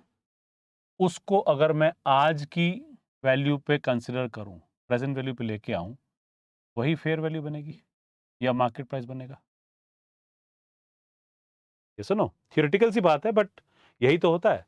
देखिए ना, आप ऐसे मान के चलिए कि आपने एक आईटीसी का शेयर खरीद लिया ₹430 के हिसाब से। ये 430 क्या रिफ्लेक्ट कर रहा है? ठीक है, डिमांड सप्लाई, बायर सेलर, बहुत सारे मार्केट फैक्टर्स होते हैं, सब कुछ होता है। But somewhere we are saying कि इतना तो कम से कम मिलेगा ही। मिनिमम प्राइस और minimum value I expect from this investment in future. इससे कम मिलेगा तो मैं खरीदूंगा भी क्यों? इससे ज्यादा ही मिलने की संभावना है। मिनिमम बेंचमार्क तो आ ही गया ना, राइट? तो अगर कोई कंपनी मार्केट प्राइस पे शेयर इशू कर रही है, okay? तो कहीं ना कहीं उस कंपनी का वर्थ उस लेवल पे पहुंच ही चुका है कि मैं इतना पैसा लगा करके, क्योंकि मार्केट प्राइस की बात करें तो मार्केट का पैसा, मार्केट के हिसाब से पैसा लग रहा है ना, तो इसके हिसाब से मेरे रिटर्न आनी शुरू हो जाए, राइट? वापस चलिए, मुश्किल नहीं है। मैंने आपसे थोड़ी देर पहले बात की थी कि 100 रुपए का शेयर है, ऑल डॉलर में लिख दिया था हम लोगों ने, और मेरा जो प्रॉफिट आ रहा है, प्रॉफिट पर शेयर, ठीक है, वो आ रहा है 20 रुपए, तो 5x बन गया, ठीक है भाई। 20 रुपए कमाने के लिए 5 गुना पैसा लगाना पड़ रहा है, ठीक है। कल को मान लीजिए इसका प्राइस जो है वो 120 पे चला जाए और ये प्रॉफिट पर शेयर 20 ही है, ऑटोमेटिकली 6x हो गया, तो मुझे अब 20 कमाने के लिए 120 लगाना पड़ेगा ना, तो profit as a function of money ऐसे ही काम कर रहा है, right? So what I'm trying to say is that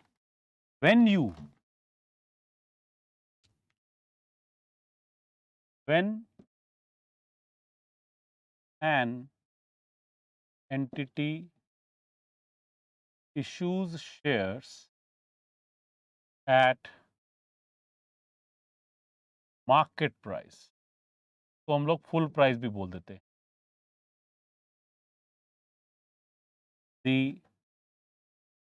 weighted average number of shares outstanding are calculated on a prospective basis change। prospective basis change का मतलब सिर्फ ये है कि ये जो नंबर ऑफ शेयर्स हैं ये 12 महीने के हिसाब से निकलेंगे, ये जो नंबर ऑफ शेयर्स हैं ये 4 महीने के हिसाब से निकलेंगे, क्योंकि इशू है जो 31/8 को। मैं प्रोस्पेक्टिव कैलकुलेशन के हिसाब से काम कर, आप बताइए अभी तक जो मैंने आपसे बात की है, क्या आप कंफर्टेबल हैं इस चीज के, या कुछ कंफ्यूजन है? कंफ्यूजन है तो वो भी बताइए, कंफर्टेबल है तो बहुत अच्छी बात।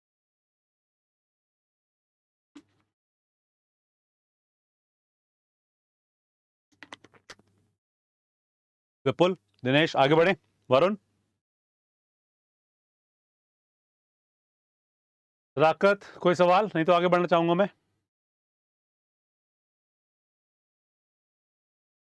क्या हो गया, कोई जवाब नहीं आ रहा? ऑल गुड, परफेक्ट, ठीक है।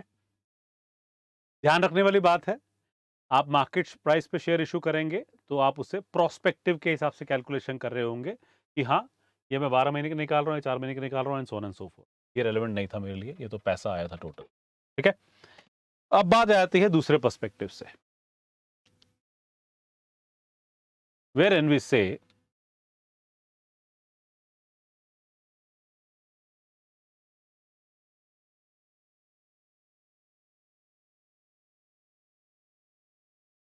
ये बस ध्यान रखने के लिए, कहीं पे एक्सप्लेन मत कर देना, लोगों को समझ नहीं आएगा, ठीक है।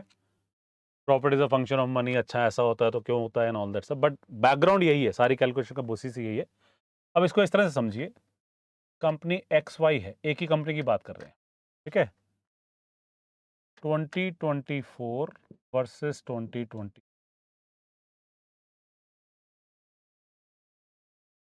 प्रॉफिट आफ्टर टैक्स,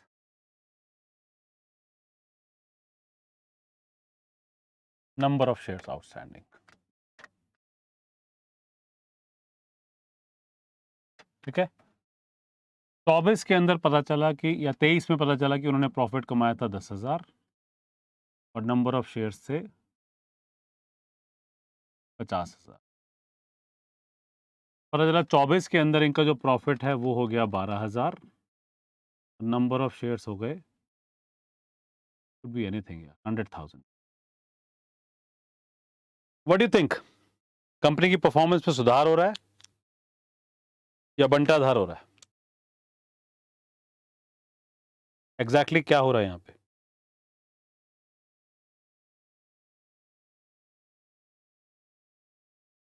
कोई जवाब नहीं आ रहा आप लोगों का। मोर इन्वेस्टमेंट्स मोर प्रॉफिट्स हो रहा है, सदाकत ने ये कहा। विपुल कह रहे हैं तो बंटाधार हो गया। सदाकत, मोर इन्वेस्टमेंट्स और मोर प्रॉफिट, तो अच्छा हो रहा है कि बुरा हो रहा है? वो कैलकुलेशन तो करके बताओगे ना मुझे। ईपीएस निकाला जाए तो क्या बन रहा है? 0.20, 0.12, ये तो 40% डिक्लाइन हो गया ना। ठीक है, इनकम बढ़ रही है और कैपिटल भी बढ़ रही है, लेकिन profit is a function of money के हिसाब से तो यार नीचे चली गई। Is it okay? Everybody comfortable with that? ठीक है। मजे की बात यह है कि ये information I in 2024, any period of the 2024, let's say on 1st of August 2024, XY made a bonus issue of 1:1। अब ये बोनस इशू क्या बोला है भाई? क्या होता है बोनस इशू? बोनस इशू का क्या मतलब हुआ कि आपने फ्री में शेयर्स दे दिए। बहुत बढ़िया, सही स्टेटमेंट लिखी है आपने। फ्री शेयर्स दे दिए, ठीक है। फ्री शेयर्स दे दिए, 1:1 की रेशो में दिए ना। तो पहले 50 थे, अब 100 हो गए, राइट? इसकी एंट्री रिलेवेंट नहीं है। आप क्या करते हो, बेसिकली शेयर कैपिटल क्रेडिट करके रिटेन अर्निंग्स डेबिट कर देते हो। इक्विटी टू इक्विटी है, तो मैं उसको डिस्कस नहीं करना चाह रहा था, सिर्फ बताने के लिए। डू यू एग्री कि ये जो एक्स्ट्रा 50,000 शेयर्स आए वो तो फ्री ही आए हैं, of course, right? But if I read it differently, तो मैं ये कहना चाह रहा हूं, और आप बताइएगा आप इससे कंफर्टेबल हैं कि नहीं है। डिस्पाइट नो एडिशनल मनी, ठीक है, despite no additional money received by issue of shares, XY's profits increased from 10,000 to 12,000। ये बात भी ठीक है? ठीक कह रहा हूं ना? यार कंपनी ने शेयर्स तो इशू किए, वो भी कोई दिक्कत नहीं है, लेकिन पैसा तो आया नहीं, और पैसा आए बिना भी प्रॉफिट कमा लिया ज्यादा। इसका मतलब ये जो नंबर्स दिख रहे हैं, ये तो ठीक रिफ्लेक्शन आ ही नहीं रही कंपनी की परफॉर्मेंस की। यस और नो? मैं यही तो बोल रहा हूं ना कि 20 से 12 पे आ गए, 40% डिक्लाइन हो गया। अरे भाई 20% इंक्रीज हुआ है। Profit is a function of money के हिसाब से सोचे तो। Are you getting my point? 20% मेरा प्रॉफिट बढ़ गया है सिंस लास्ट ईयर, और ईपीएस कह रही नहीं जी 40% गिर गया है। ये तो गलत इंफॉर्मेशन हो गई ना। ये सुनो, तो गलत बात कर रहा है ना मेरा जो कैलकुलेशंस है। तो how do we tackle that? इसके अंदर आप सिर्फ एक बात ध्यान रखिएगा कि any changes in number of shares without consideration, ये बिल्कुल ध्यान रखिएगा, फ्री में मेरे नंबर ऑफ शेयर्स में कुछ भी बदलाव हो, ठीक है, any changes in number of shares without consideration is measured retrospectively। What does it mean now?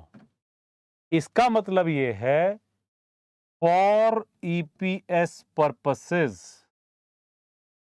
आप मान के चलेंगे कि अगर यहां 1,00,000 शेयर्स हैं तो यहां भी 1,00,000 शेयर्स ही थे। एक्चुअल में 50 थे, पर ईपीएस कैलकुलेट करने के लिए कितने हो जाएंगे? रेट्रोस्पेक्टिव हो जाएंगे। विपुल आपने लिखा we have to give impact of right issue. Right issue नहीं है दोस्त, राइट इशू तो अलग कहानी है, उसकी अलग थ्योरी चलेगी। मैं तो फ्री शेयर्स की बात कर रहा हूं, completely free, without consideration. Is it okay? Bonus issue कह रहे हैं ऑफ कोर्स। और अब आप ईपीएस निकालेंगे, करेक्ट ईपीएस, तो 1,00,000 divided by 10 0.10, 1,00,000 divided by 12 divided by 1,00,000 and 12 divided by 10 divided by 1,00,000। अब यहां पर आप आइडेंटिफाई करोगे कि ईपीएस 20% से बढ़ रहा है। Is it okay? और देखा जाए तो ये सही रिफ्लेक्शन है परफॉर्मेंस की। Do we agree with that? Is it all right everybody? ठीक है? Despite no additional money received by issue of shares, क्योंकि बोनस इशू था, प्रॉफिट तो बढ़ गए, तो मुझे रेट्रोस्पेक्टिव चेंज करना पड़ता है अपने नंबर ऑफ शेयर्स में, ताकि मैं सही तरीके से ईपीएस कैलकुलेट। हम ये बात करना चाह रहे हैं, any changes in the number of share, ये चेंजेस शेयर्स को बढ़ाने की बात भी कर सकते हैं, शेयर्स को घटाने की बात भी कर सकते हैं, तो मुझे रेट्रोस्पेक्टिव करना पड़ता है। क्लासिक एग्जांपल हमने अभी देख लिया, बोनस इशू। एक और चीज होती है, आपने सुना होगा कभी, स्टॉक स्प्लिट के बारे में सुना कभी ये वर्ड? स्टॉक स्प्लिट क्या होता है? स्टॉक स्प्लिट ये कहता है, मान लीजिए एक कंपनी के पास 1,000 शेयर्स हैं, एट अ फेस वैल्यू लिख रहा हूं, फेयर वैल्यू नहीं लिख रहा क्योंकि मैटर नहीं करता। ठीक है, $5 की फेस वैल्यू है, 1,000 शेयर्स हैं, डिनोमिनेशन चेंज हो गई। आपने ठीक कहा सदाकत, यही कर रहे हैं हम लोग। हमने क्या डिसाइड किया? हमने एक रेजोल्यूशन पास कर दी और हम ये कह रहे हैं कि यार 1,000 शेयर्स $5 के नहीं है, वो कुछ भी चेंज हो सकता है। For the sake of simplicity मैं ये कह रहा हूं कि अब ये 5,000 शेयर्स हैं एट द रेट ऑफ और at a face value of 1 each. तो आपने क्या किया? स्प्लिट कर दिया। 5, एक शेयर के बदले 5 शेयर आ गए और उसकी जो वैल्यू है 1/5 हो गई। राइट? तो बेसिकली क्या है, 1,000 का 5,000 बन गया। Is there any money received? Answer is no. तो क्या करेंगे? मान के चलेंगे कि हमेशा ही 5,000 शेयर्स थे। कब मान के चलेंगे? जब ईपीएस की calculation. Is that okay? Comfortable है इस बात के साथ सभी लोग? ठीक है, राइट? अब अगर स्टॉक स्प्लिट है तो एक और टर्म आ जाती है, रिवर्स स्टॉक स्प्लिट। रिवर्स में क्या करेंगे? उल्टा कर देंगे। यहां पे आप कह रहे हैं कि 5,000 शेयर्स हैं $1 के, नहीं नहीं, एक नया लेके आता हूं, 5,000 शेयर्स हैं $1 के, टोटल वैल्यू 5,000 ही आ रही है। अब आप कहते हैं कि नहीं, मेरे पास ना लेट्स से 500 शेयर्स हैं at 10 each. Is it okay?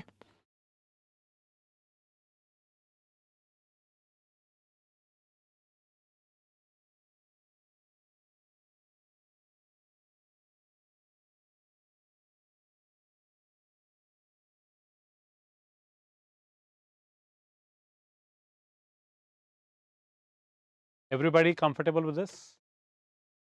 हाँ सर, अगर अभी आ रहा हूँ इस चीज़ के ऊपर। आपने कहा कि ये बेसिक ईपीएस डिस्कस कर रहे हैं, सब कुछ बेसिक ही है, मैंने अभी वो जानबूझ के टर्मिनोलॉजी यूज नहीं की थी, बट ठीक है, I think we can pick it like this. अभी तक हम जो भी ये ईपीएस निकाल रहे हैं, इसको हम नाम दे देते हैं बेसिक ईपीएस। बेसिक इसलिए क्योंकि बहुत ज़्यादा हमारे पास डिफरेंट या स्पेसिफिक तरह के इंस्ट्रूमेंट्स नहीं हैं। जब वो आएंगे तो बात करते हैं कि बेसिक क्या होता है और उसके अलावा क्या होता है। Are we clear with this? इन तीनों केसेस के अंदर हम रेट्रोस्पेक्टिव जाते हैं क्योंकि पैसा नहीं आ रहा। Just to be mindful about. आगे बढ़ सकते हैं सभी लोग? ठीक है, चलिए, ये तो एक पर्सपेक्टिव हुआ।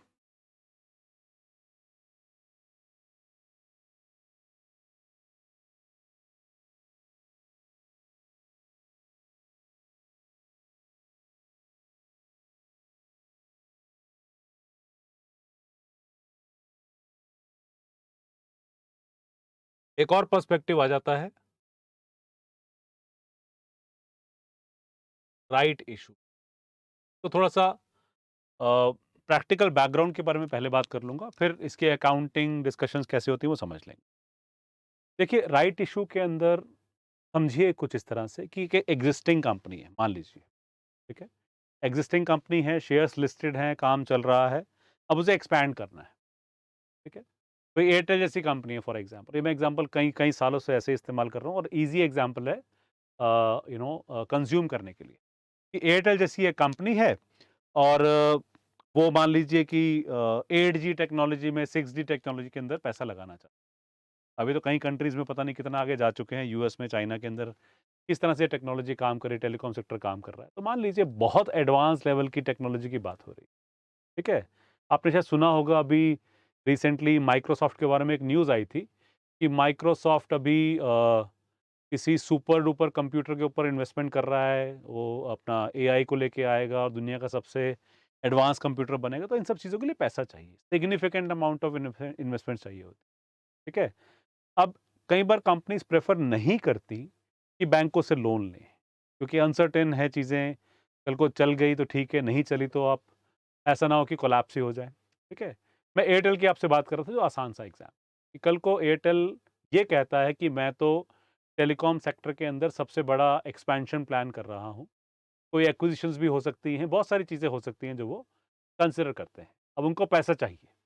ठीक है, तो instead of going to the bankers, पैसा लोन पे उठाने के बदले वो क्या प्रेफर करेंगे कि वो शेयर्स के रूप में लेकर के जाए। ठीक है, अब कंप्लायंस के हिसाब से देखा जाए, जो प्रैक्टिकली हर हर रीजन के अंदर एक्सपेक्टेड होता है, कंप्लायंस के हिसाब से देखा जाए तो इससे पहले कि आप और लोगों के पास शेयर्स इशू करें, ठीक है, आपसे ये एक्सपेक्टेड है कि आप एग्जिस्टिंग शेयर होल्डर से बात करें। ओके, बेसिकली आप कर क्या रहे हैं, इस तरह से समझिए, मान लीजिए कि 100 शेयर होल्डर्स हैं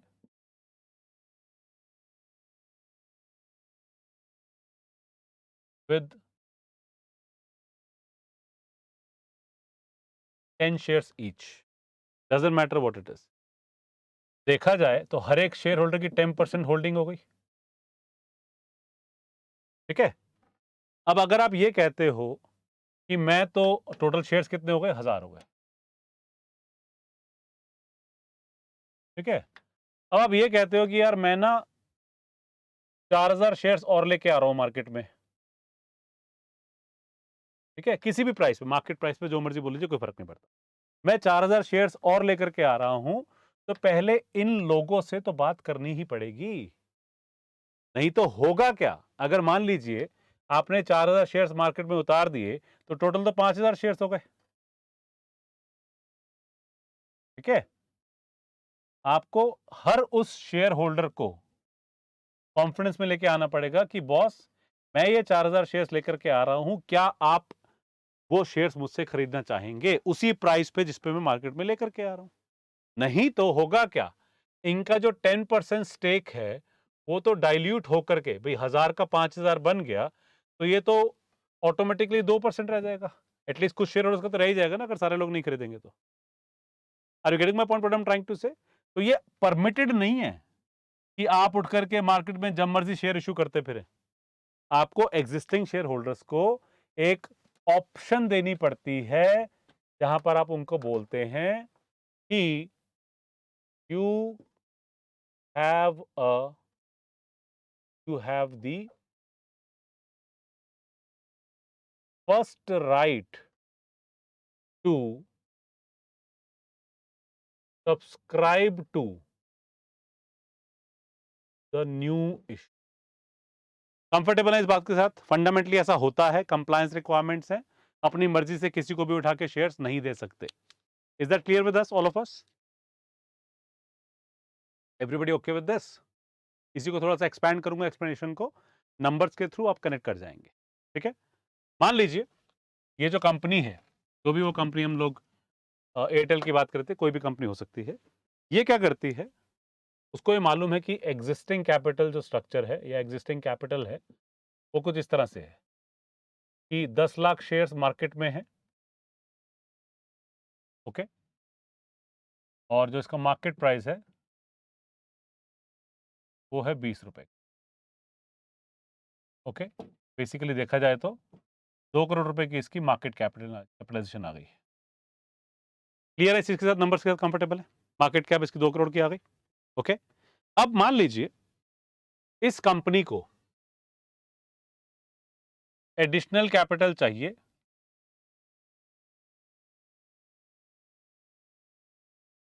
let's say for the sake of argument 50 lakh. ठीक है, 50 लाख की कैपिटल चाहिए, तो ये तो है नहीं कि यार वो उठा करके मार्केट में सीधे जा सकते हैं, जा ही नहीं सकते। उनको एग्जिस्टिंग शेयर होल्डर से बात करनी पड़ेगी कि भैया मैं ये पैसा उठाना चाहता हूं, ये मेरी प्रोजेक्शन है, ये मेरा प्लान है, ये मेरा एक प्रोजेक्ट है जहां पैसा लगेगा, उसके बाद ये एक्सपेक्टेशन है, मेरा फोरकास्टिंग है, इतना कैश आएगा, सभी के लिए बेनिफिशियल हो जाएगा। इन थ्योरी ऐसे कुछ होता है। ठीक है, अब आपने 50 लाख मार्केट से उठाने हैं, पुट इट लाइक दिस कि 50 लाख का मतलब ये हो गया कि in theory 50 lakh divided by 20 के हिसाब से कितना बन जाएगा? 2.5 लाख नहीं,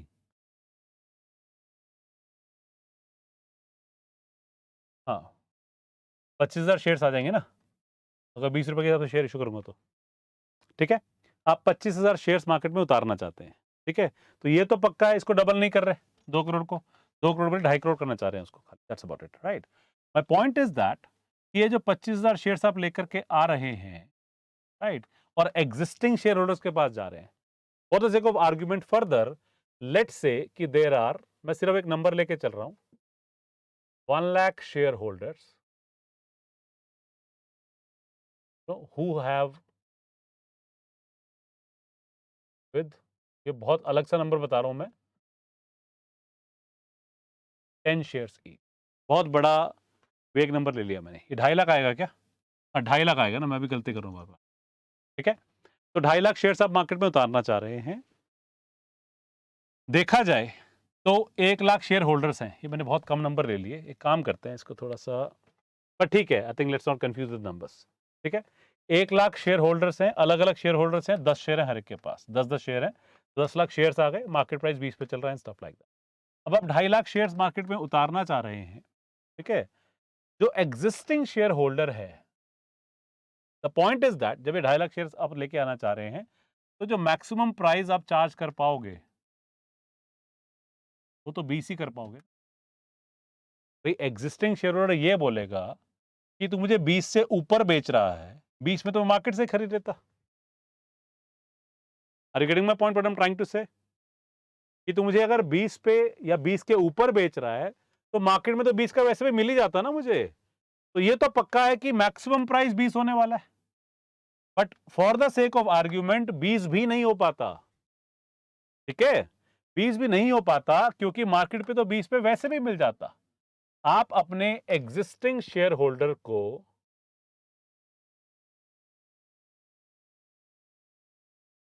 उसकी लॉयल्टी के लिए कुछ ना कुछ सपोर्ट कर देते हो। देखिए, प्रैक्टिकली समझिए, मैं अगर वो कंपनी हूं तो मेरे लिए बहुत इंपॉर्टेंट है कि ये जो राइट इशू है वो सक्सेसफुल हो जाए, मुझे मार्केट में जाने की जरूरत ही ना पड़े, एग्जिस्टिंग शेयर होल्डर ही खरीद लें, राइट? तो मुझे उनको एक एक कंफर्ट तो देना ही पड़ेगा ना यार, मार्केट में 20 का मिल रहा है, मैं चल तेरे से कम लेने को तैयार हूं, और ये प्रैक्टिकल सिनेरियो है।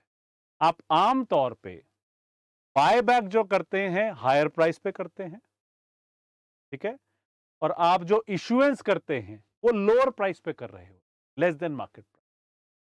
इस चीज से कंफर्टेबल हैं तो कैलकुलेशन रह जाएंगी। आप बिजनेस वाइज तो अलाइंड है ना जो मैं आपसे डिस्कस कर रहा हूं. Everybody is it okay? ठीक है. तो let's say for the sake of argument अब बात 50 लाख की रही नहीं गई. आप कितने मर्जी शेयर इश्यू कर रहे हैं, 50 लाख को एक नंबर कहने के लिए था. मेरा पॉइंट अब ये है कि let us say you are issuing, you are making a right issue for example of 2 lakh shares और एग्जिस्टिंग शेयर होल्डर्स को देना चाह रहे हैं तो 20 से कम पे देंगे. I am just taking a number, doesn't matter what that number is, 18. ठीक है. तो अब समझने वाली बात क्या है, वो ये है कि आपका एग्जिस्टिंग कैपिटल इतना है और एडिशनल कैपिटल इतना है, right? The question is that is this 18 full market price? The answer is no. Is it for free? Again the answer is no. कुछ तो आ ही रहा है. क्या पूरा पैसा आ रहा है? The answer is no. So what are you saying here is that कि यहां पर there is a portion of free element. Free का मतलब क्या हुआ? फुल होता तो प्रोस्पेक्टिव चेंज कर देता नंबर ऑफ शेयर्स में. फ्री होता तो नंबर ऑफ शेयर्स के अंदर रेट्रोस्पेक्टिव चेंज कर देता. लेकिन ना फुल है ना फ्री है, बीच में आ गया. इसका मतलब ये हुआ जो मेरे एग्जिस्टिंग शेयर्स थे राइट इशू से पहले, जो 10 लाख शेयर्स थे, उसमें कुछ तो बदलाव आएगा. रिमेंबर जब हम लोग फ्री दे रहे थे तो हम लोग वापस चले जाते थे कि 10 का 20 हो गया, राइट? अब ये 10 का 20 तो नहीं होगा पर कुछ ज्यादा तो होगा क्योंकि फ्री एलिमेंट है. Are you getting my point what I am trying to say? एक फ्री एलिमेंट की वजह से जो एग्जिस्टिंग नंबर ऑफ शेयर्स हैं वो 10 लाख नहीं रहेंगे, क्योंकि ईपीएस कैलकुलेट करना है मुझे दोबारा से, तो थोड़ा सा बढ़ जाएगा. वो कैसे बढ़ेगा, क्या बढ़ेगा, वो एक कैलकुलेशन है. बट कॉन्सेप्ट के साथ आप अलाइंड हैं कि नहीं है, ये आप मुझे बताइए प्लीज.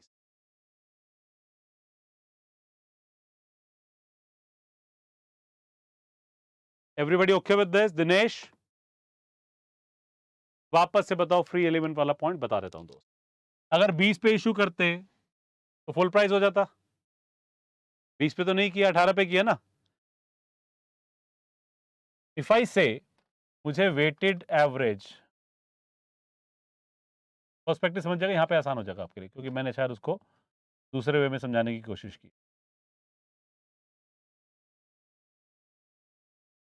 ठीक है. हम लोग यही तो बात कर रहे थे कि 1 जनवरी को इतने शेयर हैं, 31 मार्च को और इशू आ गया और स्टफ लाइक दैट जो भी था. ठीक है. अगर मैं ये कहूं कि यहाँ पे 1000 शेयर्स थे और यहाँ पे 200 शेयर इशू हो गए. ठीक है. The whole point of the conversation is that अगर ये फेयर वैल्यू पे होता, ठीक है, तो मैं यही बोलता ना कि weighted average number of shares निकालने हैं तो ये 12 महीने के हिसाब से, ये 9 महीने के हिसाब से निकाल लो. This would be what, 12,000 plus 9 दूनी 18.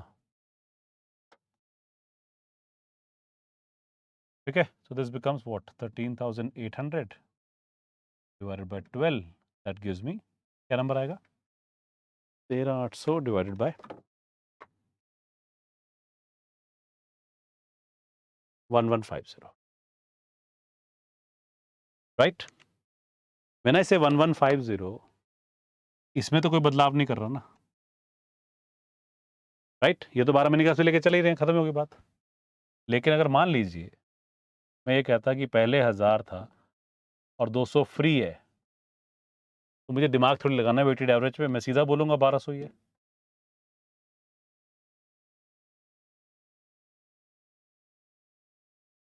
एट ऑल टाइम्स, पूरे 12 महीने के लिए 1200 शेयर्स अवेलेबल थे.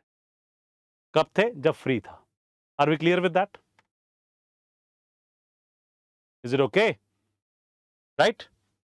तो अगर पूरा फ्री नहीं है, ठीक है, लेकिन फेयर वैल्यू भी पूरा नहीं है, तो इसके अंदर कुछ तो बदलाव आएगा ही ना, कुछ तो इंक्रीज होगा इसमें, क्योंकि फ्री एलिमेंट थोड़ा बहुत तो है। अगर मैं राइट इशू ले आऊं, जैसे यहां पे ने कहा ना ये 20 है, ये 18 है, तो इस 18 के चक्कर में कुछ तो फ्री में जा रहा है, तो मेरे जो एग्जिस्टिंग नंबर ऑफ शेयर्स हैं उसमें भी बदलाव आएगा। वही हमें कैलकुलेशन करना है ताकि हम ईपीएस को ठीक तरीके से निकाल, कैलकुलेशन कर लेते हैं। I think that would make the job very easy for us कि हम कर क्या रहे हैं। उन्हीं नंबर्स को लेके आऊंगा सामने से ताकि हम लोग को कंफ्यूजन ना हो जाए।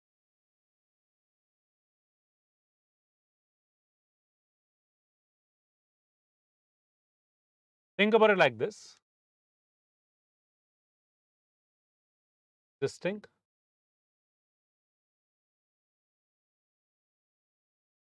number of shares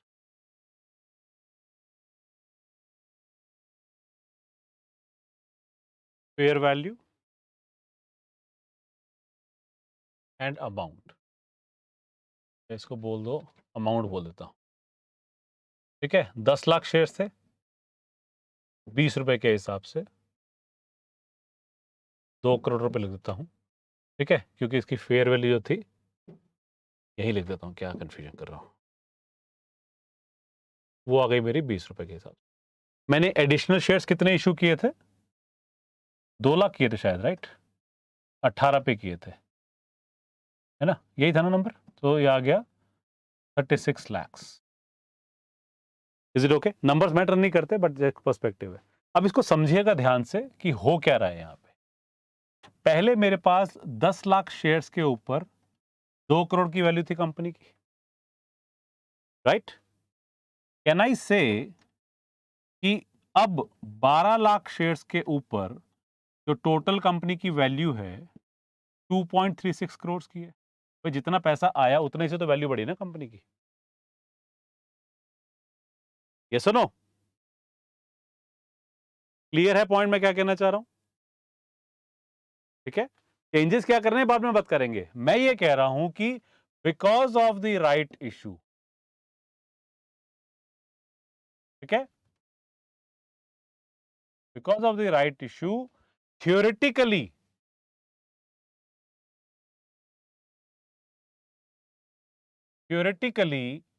मेरे हर शेयर की जो कीमत है वो आ जाएगी 2.36 crore divided by 12 lakh, what ever that number comes,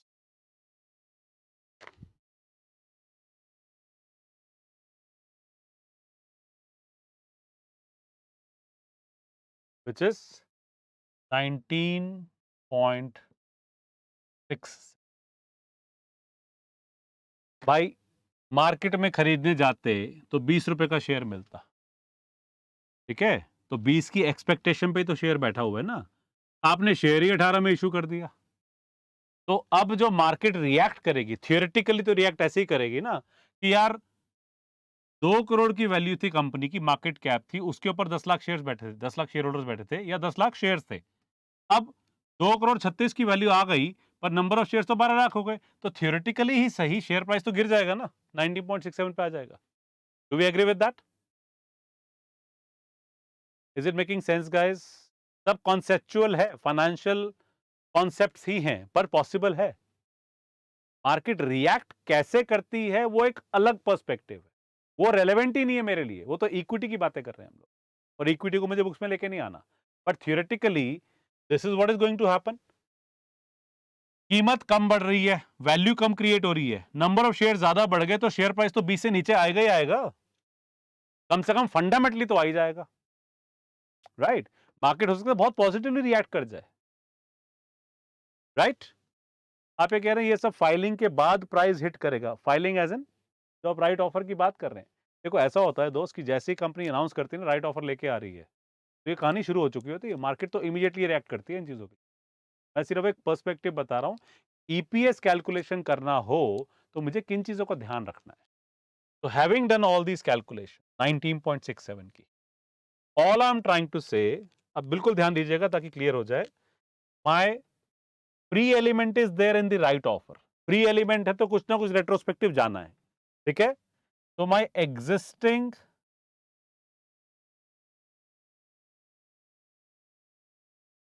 number of shares जो 10 लाख शेयर्स हैं, ठीक है। I am saying it, please be very mindful, revised number of shares due to the free element, इनको बढ़ना ही है, ठीक है। How do I calculate it? Simply से existing number of shares multiply it with the fair value, ये भी explain करूंगा क्या इसका मतलब है, डिवाइडेड बाय, इसको हम बोलते हैं TERP, theoretical x rights price, theoretical x rights price, TERP। तो मेरा जो फैक्टर बन के आ रहा है वो ये है 10 lakh into fair value divided by TERP। Number निकालना मुश्किल नहीं होगा, 10 लाख इंटू 20 डिवाइडेड बाय 19.67, जो भी वो नंबर आ रहा है।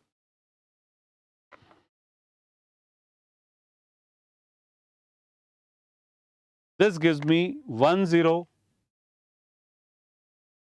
1016778 या 9, जो मर्जी लिख लीजिए। ओके, इसको रीड कैसे करूं, ऐसे समझिए। पहले मेरे जो शेयर्स थे एग्जिस्टिंग, वो थे 10 लाख, किस वैल्यू पे? 20 रुपए के हिसाब, ठीक है। अब अगर मैं 19.67 के हिसाब से शेयर्स इशू करूं तो कितने शेयर्स लग जाएंगे? कितने शेयर्स इशू करूं कि सेम पैसा आ जाए, 2 करोड़ रुपया? तो मैंने कहा कि आप एक काम कीजिए, 10,16,779 शेयर्स इशू। तो वो जो 2 करोड़ है, अगर 19.67 के हिसाब से इशू किया जाता तो इतने शेयर्स लग। Is it okay? Is it making some sense कि हम कर क्या रहे हैं यहां पे? अभी एक्सप्लेन करूंगा एग्जैक्टली इसका कॉन्सेप्ट कैसे यूज होने वाला है, बट इन कैलकुलेशंस को लेके अलाइंड है? कोई सवाल है तो बताइए। Everybody okay with this? Dinesh, Vipul, Varun, all of us, is it okay? ठीक है, इसको यूज करते हैं, कैलकुलेशन में यूज करते हैं, बिल्कुल कंफर्टेबल हो जाएंगे, ठीक है। नंबर ध्यान रख लेते हैं, 2 करोड़ था, 10 लाख था, एंड ऑल दैट स्टफ। एक काम करते हैं, यही क्रिएट कर देते हैं कुछ, उससे क्या रहेगा, बस मुझे 1016779 याद रखना है, बाकी कुछ ऐसे समझिए।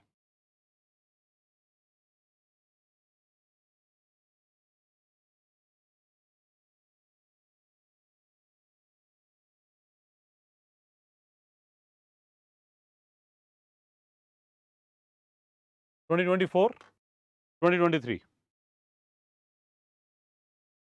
सदाकत में 2 करोड़ को आपने लिखा कि 2 करोड़ को वापस से क्यों कंसिडर कर रहे हैं, just to recalculate the additional और रिवाइज नंबर ऑफ शेयर्स। हाँ एग्जैक्टली वही कर रहा हूँ यार, और कुछ नहीं कर रहा, जरूरत नहीं थी मुझे। मैंने इसको देखो यार, इसको लिखें 10 लाख इंटू 20, ये बेसिकली सेम नंबर क्या है, हम लोगों ने कहा ना कि 10 into 20 is equal to what into 19.67, यही हमने आगे भी लिखा हुआ था। ये 10 लाख है, ये 20 रुपीज था, तो मैंने कहा कि number of shares is equal to 10 into 20 divided by 19 point, ये एग्जैक्टली वही थॉट है और कुछ नहीं है, ठीक है। Anyhow let's come back, मान लीजिए मेरा जो पैट है वो है यहाँ पे 10,000, यहाँ पे है वो 8,000, ठीक है। नंबर ऑफ शेयर्स आ रहे हैं, अब थोड़ा सा ध्यान दीजिएगा, यहाँ पे आ रहे हैं 20,000 के, यहाँ आ रहे हैं 25,000। सिर्फ समझने वाली बात रह जाएगी कैसे इसको रीड करना है। समझने वाली बात यह है कि on let's say 31 of March 24, ये कैलेंडर ईयर है 24, ये calendar year 23। On 31 of March 24 company made a right offer of 5,000 share. ये 20 था, 25 हो गया, तो राइट ऑफर 5,000 का आ गया। इस तरह से रीड कीजिएगा इसको। Okay, on this date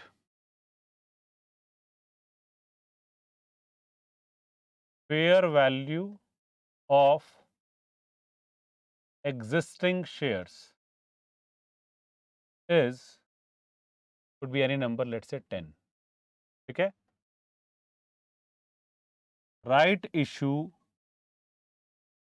made at let's say 6, बहुत सारा डिस्काउंटेड कर दिया, 10 की चीज 6 पे बेच रहे हैं। ओके, अब मुझे निकालना है क्या, ईपीएस निकालना है, ये सफिशिएंट इंफॉर्मेशन है मेरे लिए भी।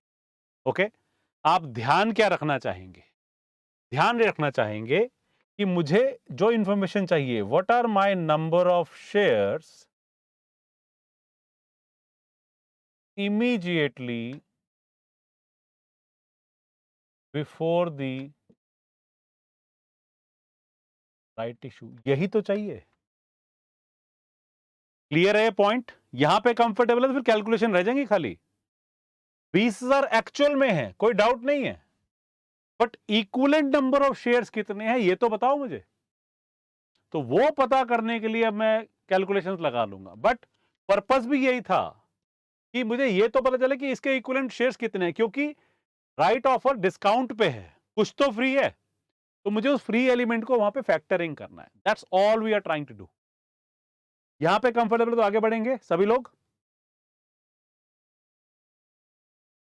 ठीक है, तो कैलकुलेशन कर लेते हैं। सिंपल तरीका है, existing number of shares value, 20,000 shares थे, प्राइस 10 का था, टोटल कितना आ गया, मार्केट कैप 2 लाख का। ठीक है, राइट ऑफर के अंदर आपने पैसा कितना निकाला मार्केट से, 5,000 शेयर इशू कर दिए, कितने के हिसाब से, 6 के हिसाब से, टोटल कितना बन गया, 30,000। तो 2,30,000 की आपकी टोटल वैल्यू है, नंबर ऑफ शेयर्स 25,000।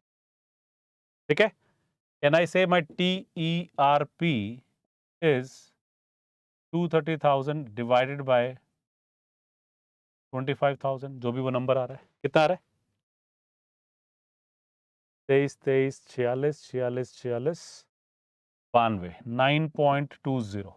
ठीक है, राइट। तो मेरे इक्विवेलेंट नंबर ऑफ शेयर्स क्या आएंगे, जो मुझे चाहिए इंफॉर्मेशन, एग्जिस्टिंग 20,000 है, into market price divided by 9.20, जो भी ये नंबर आ रहा है। So we are saying my equivalent number of shares are 21,739. Is that okay? Everybody comfortable? ठीक है, 21,739। अब ईपीएस निकाल सकते हो, ईपीएस निकाल सकते हैं क्या? ठीक है, लेट्स डू दिस, ताकि एक फाइनल कंफ्यूजन अगर है भी तो वो भी खत्म हो जाएगी। मैं इसको जगह को यूज करना चाह रहा हूं, let's do that. Do you agree कि ये जो 20,000 शेयर थे पूरे साल में थे, पिछले साल में, इसका मतलब my equivalent number of shares for 2023 are 21,739। Is it okay? ठीक है, राइट। लेकिन ये जो शेयर्स इशू हुए हैं, ये तो 31 मार्च 24 को इशू हुए ना, जो राइट ऑफर आया है। ये तो बात कर रहे थे थोड़ी देर पहले, वो जगह मैंने हटा दी, but how does it make a difference? ठीक है, ध्यान रखेंगे अगर, तो 31 मार्च 24 को राइट ऑफर आया है। What does it mean now? It means that 25,000 जो शेयर्स थे वो 9 महीने के लिए हैं, और 21,739 शेयर्स जो हैं वो 3 महीने के लिए। This gives me my equivalent number of shares for 2024. Are we okay with this? Is it making sense, by the way?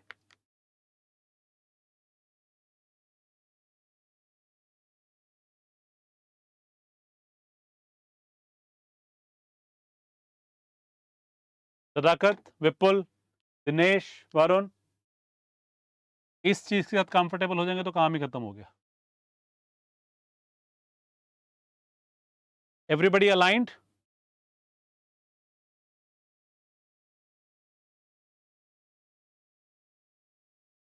क्या हो गया? कोई जवाब नहीं आ रहा? कंफर्टेबल हैं सभी लोग?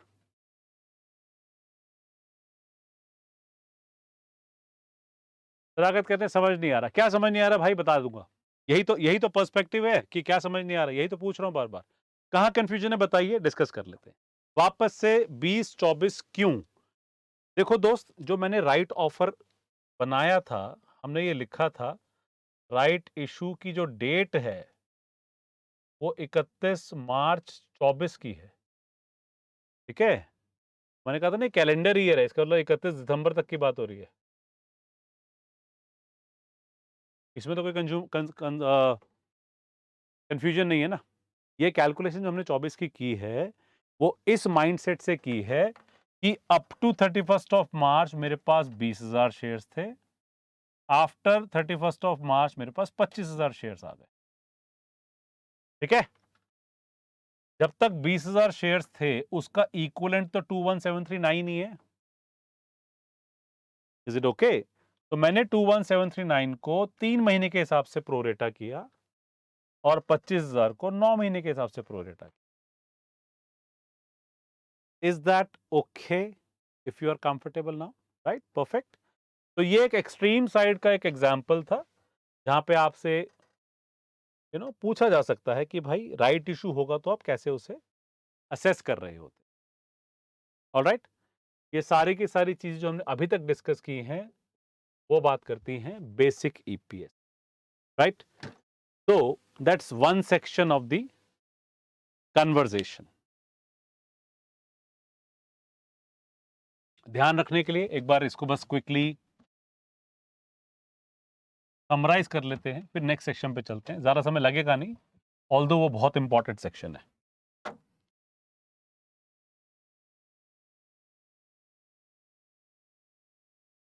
बेसिक ईपीएस अब निकालते हैं.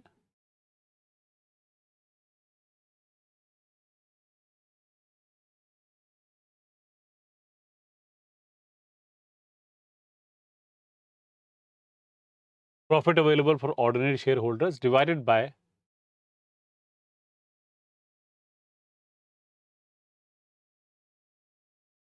Weighted number of shares. Weighted average number of shares outstanding लिखना चाहिए था मुझे, तो मैं अपने आप को करेक्ट कर लेता हूं. ठीक है? हाँ, आप ये कह रहे हैं just one thing to remember is to first have equivalent number of issue shares issued for right issue. हाँ, आपसे कह सकते हैं जब मैं शेयर्स इशू करता हूं, सारे के सारे झगड़ा आ रहा है यहां पे. ठीक है? Shares issued at fair value,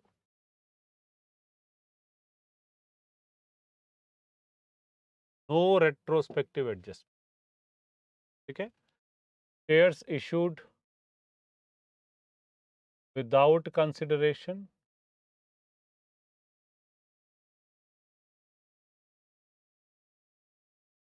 retrospective changes. ठीक है? Shares issued at और राइट इशू के अंदर आप क्या करते हैं? रेट्रोस्पेक्टिव चेंजेस हैं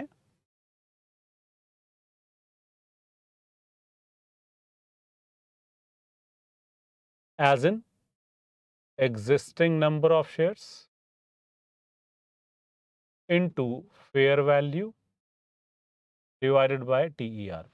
यही डिस्कस किया है अभी तक सुबह से इस कन्वर्सेशन के अंदर. Is it all right? Everybody comfortable with that?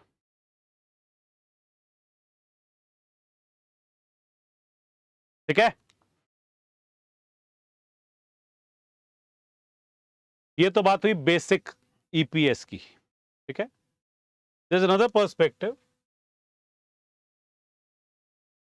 बहुत बड़ा हिस्सा नहीं है कन्वर्सेशन का, बट क्रिटिकल बहुत है। ये स्टैंडर्ड सिर्फ डिस्क्लोजर की बात नहीं करता, ये स्टैंडर्ड ऑल्सो बात कर रहा होता है प्रूडेंस की। ठीक है, अभी प्रूडेंस क्या मामला है वो भी समझ लेते।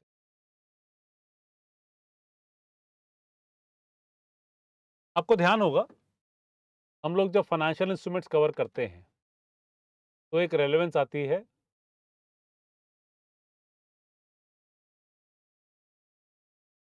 Compound instruments. ठीक है, थोड़ा बहुत समय लगेगा, ज्यादा ज्यादा बड़ा टॉपिक है नहीं, मतलब ज्यादा ज्यादा सेक्शन नहीं है, बीच में नहीं छोड़ना चाह रहा था। कंपाउंड इंस्ट्रूमेंट्स की बात करते हैं। बेसिकली है क्या, आपने एक बॉन्ड इश्यू कर दिया विच मे बी कन्वर्टेड इनटू, ठीक है, ऐसा भी हो सकता है आप ईसॉप्स ले आए, ये भी तो कल को शेयर्स बन सकते हैं।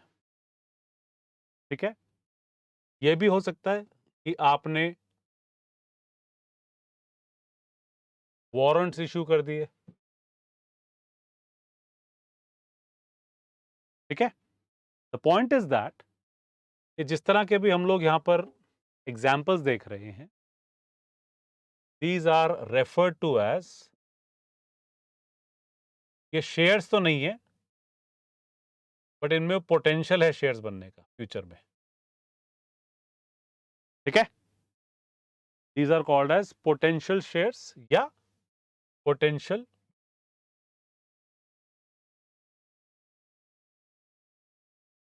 Ordinary share. Okay, now EPS का स्टैंडर्ड ये कहता है कि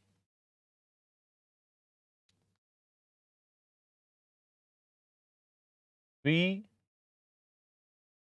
assume that, सिर्फ ईपीएस की कैलकुलेशन के लिए, the conversion will take place. जरूरी नहीं कि कन्वर्जन हो जाए, पर ईपीएस कैलकुलेशन के लिए हम मान के चलते हैं कि कन्वर्जन होगी ही। अब कन्वर्जन होगी तो नंबर ऑफ शेयर्स बढ़ जाएंगे, do we agree with that? और नंबर ऑफ शेयर्स बढ़ गए तो ईपीएस के अंदर बदलाव आ सकता है, right? That is what you want to remember. तो क्विकली क्लोज करने की कोशिश करूंगा, इस पर्सपेक्टिव से समझना है, आपको क्लियर हो जाएगा।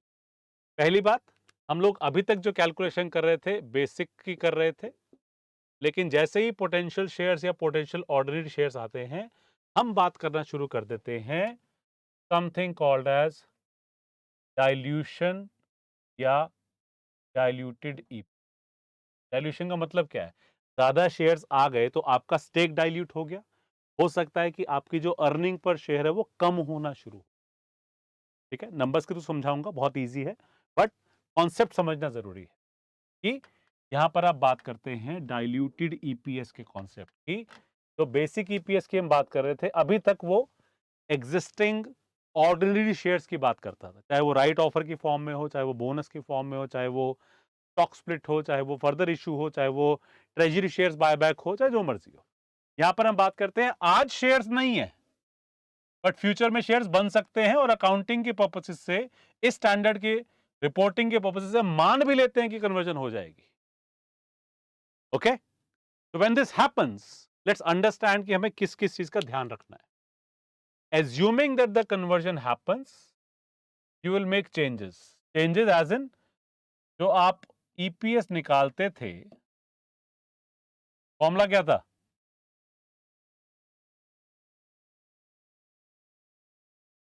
प्रॉफिट अवेलेबल फॉर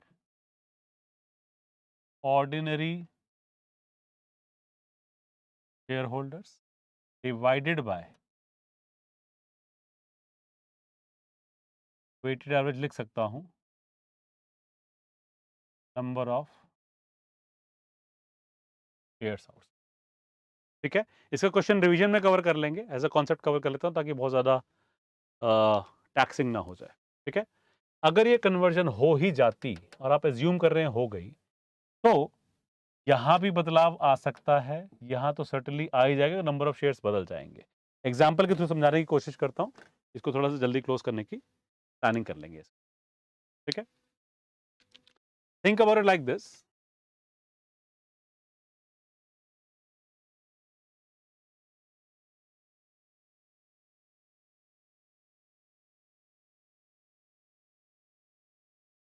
एक कन्वर्टिबल बॉन्ड है, कन्वर्टिबल डेट बोल दीजिए, बॉन्ड बोल दीजिए, कुछ भी बोल दीजिए, ठीक है?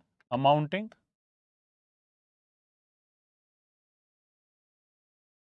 $100,000, ठीक है? इंटरेस्ट एक्सपेंस लेके चल रहे हैं 8% पे, टैक्स रेट ले लेते हैं 30% के ऊपर, ठीक है? कन्वर्जन फीचर ये है, आफ्टर 5 years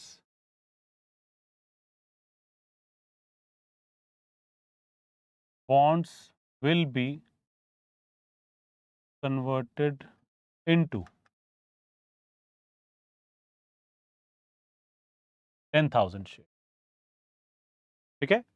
आज की डेट में बॉन्ड की वैल्यू क्या है? आपने मार्केट से पैसे उठाए हुए $1,00,000 का, 8% का इंटरेस्ट लग रहा है, 30% का टैक्स है, 5 साल के बाद कन्वर्जन हो सकती है, विल भी लिखा हुआ है, मे भी लिख देता हूँ इसको, कोई फर्क नहीं पड़ता, हम तो मान के चलें कन्वर्जन हो ही जाएगी। 10,000 शेयर्स में तब्दील हो जाएगा। एग्जिस्टिंग नंबर ऑफ शेयर्स, मान लीजिए ये है, could be any number, let's say 2 हो जाएगा, डजंट मैटर दो, लेट्स से 2 lakhs, ठीक है? और मेरा जो पैट आ रहा है वो आ रहा है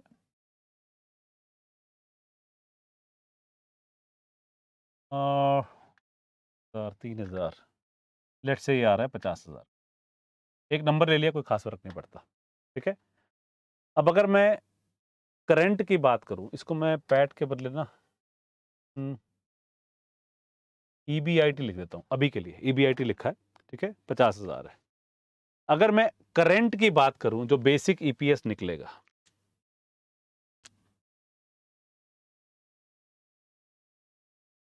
बेसिक ईपीएस तो ऐसे ही निकल जाएगा। ईबीआईटी कितना है? 50,000। इंटरेस्ट कितना आता? 8,000 का। ईबीटी कितना बनता? 42,000। Right guys, with me on this? कोई चैलेंज तो नहीं है ना इस कैलकुलेशन के अंदर? Is it okay? ठीक है, then I am saying tax का रेट क्या है? 30%, तो टैक्स भी निकाल लेते हैं। 4 तिया 12 और 6, तो 12,600 आ गया। पीएटी कितना बन गया?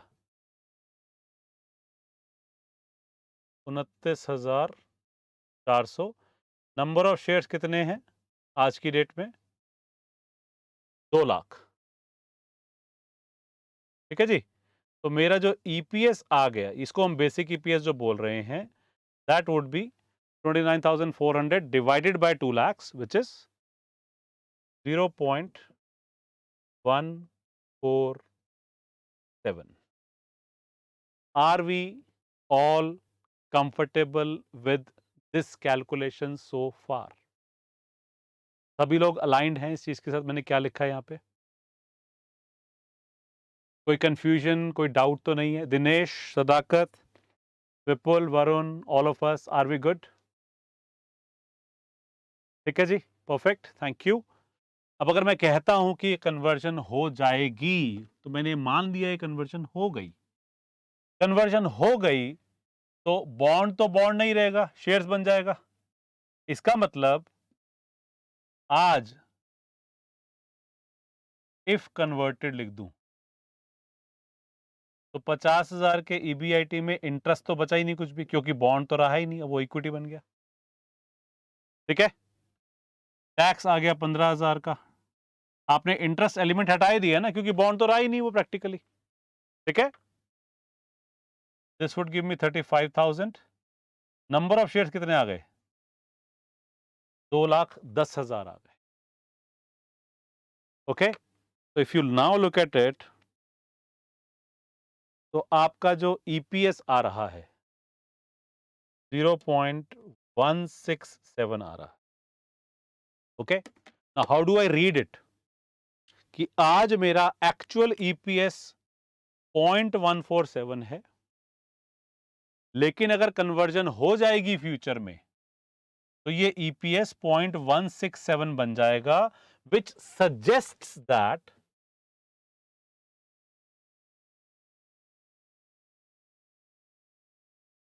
ईपीएस में increase in future.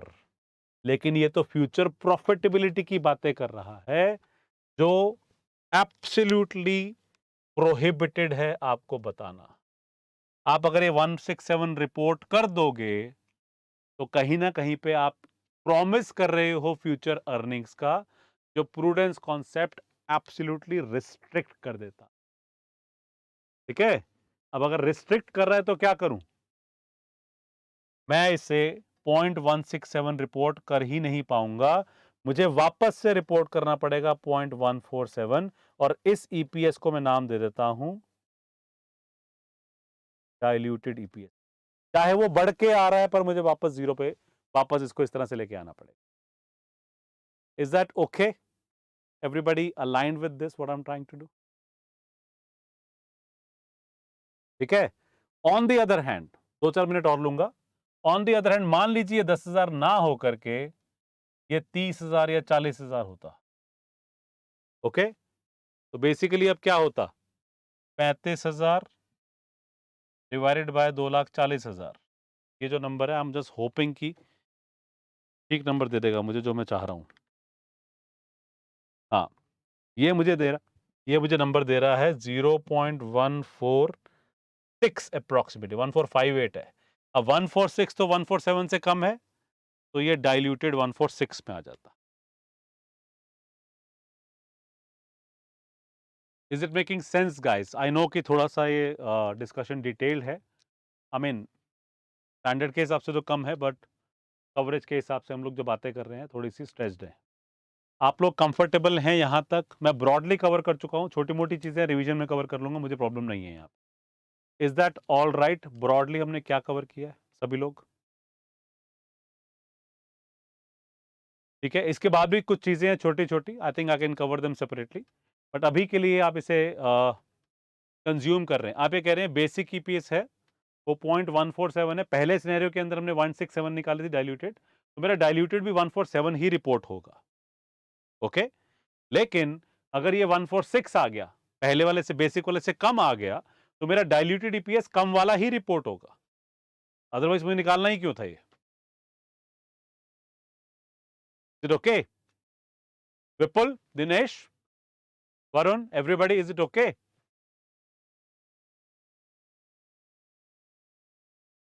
Guys, are we aligned?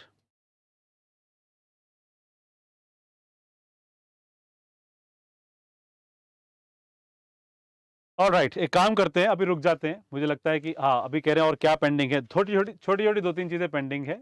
बहुत बड़े कॉन्सेप्ट्स नहीं है, पर मैं अभी कवर नहीं करता.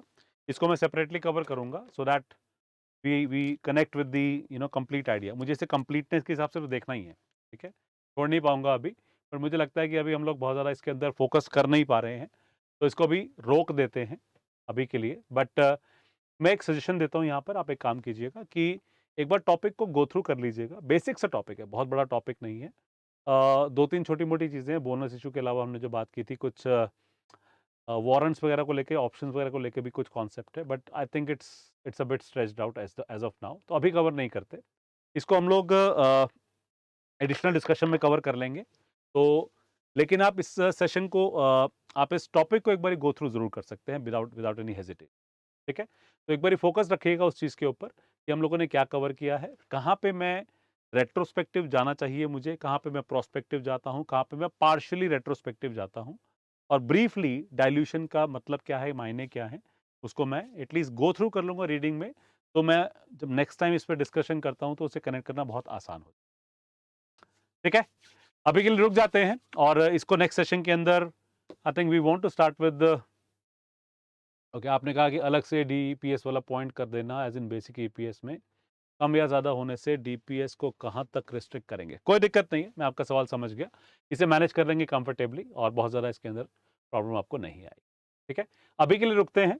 आई think we should hold back और आपसे एक्सपेक्टेड है अगर आप अपने एग्ज़ामिनेशन का प्लान कर रहे हैं, तो उसके लिए रजिस्ट्रेशन डेट आपके पास बिल्कुल आप ऑलमोस्ट उस डेट पे ही खड़े हुए हैं। तो उसे आप जल्दी प्लान कर लीजिएगा। हाँ जी, हाँ जी। अच्छा, एथिक्स का वीडियो नेकपाल जी बता रहे हैं कि एक बार देख लीजिएगा, वो ऐड हो गया था। वो अभी सीक्वेंसिंग में डाल दिया गया है, तो आपको चैलेंज नहीं आएगा, ठीक है? तो माय पॉइंट इज़ दैट अ, जितना समय हो सके आप निकालिए अपने प्रिपरेशन के लिए और अगर कोई चैलेंज है, कोई डाउट है, तो प्लीज़ रीच बैक कीजिए। लेकिन ज़रूरी है वापस से किताबों पे जाना और समय लगाना उस चीज़ के साथ। आपकी प्रोफ़ेशनल पर्सनल कमिटमेंट के साथ ये सब चीज़ें देयर इज़ अ पर्पस जिस वजह से आप इस प्रोग्राम को जॉइन कर रहे हैं, तो मैं चाहता हूँ कि आप उस पर्पस को कंप्लीटली अच्छे से अचीव भी करें, ठीक है? अभी के लिए रुकते हैं, बहुत ज़्यादा रिपीट नहीं करते बातों को, एक ब्रेक लीजिएगा और जब भी नेक्स्ट सेशन में मिलते हैं, we will cover some other topics after, ठीक है? बहुत-बहुत धन्यवाद आप सब लोगों का। Have a good day. Thank you very much. All the best.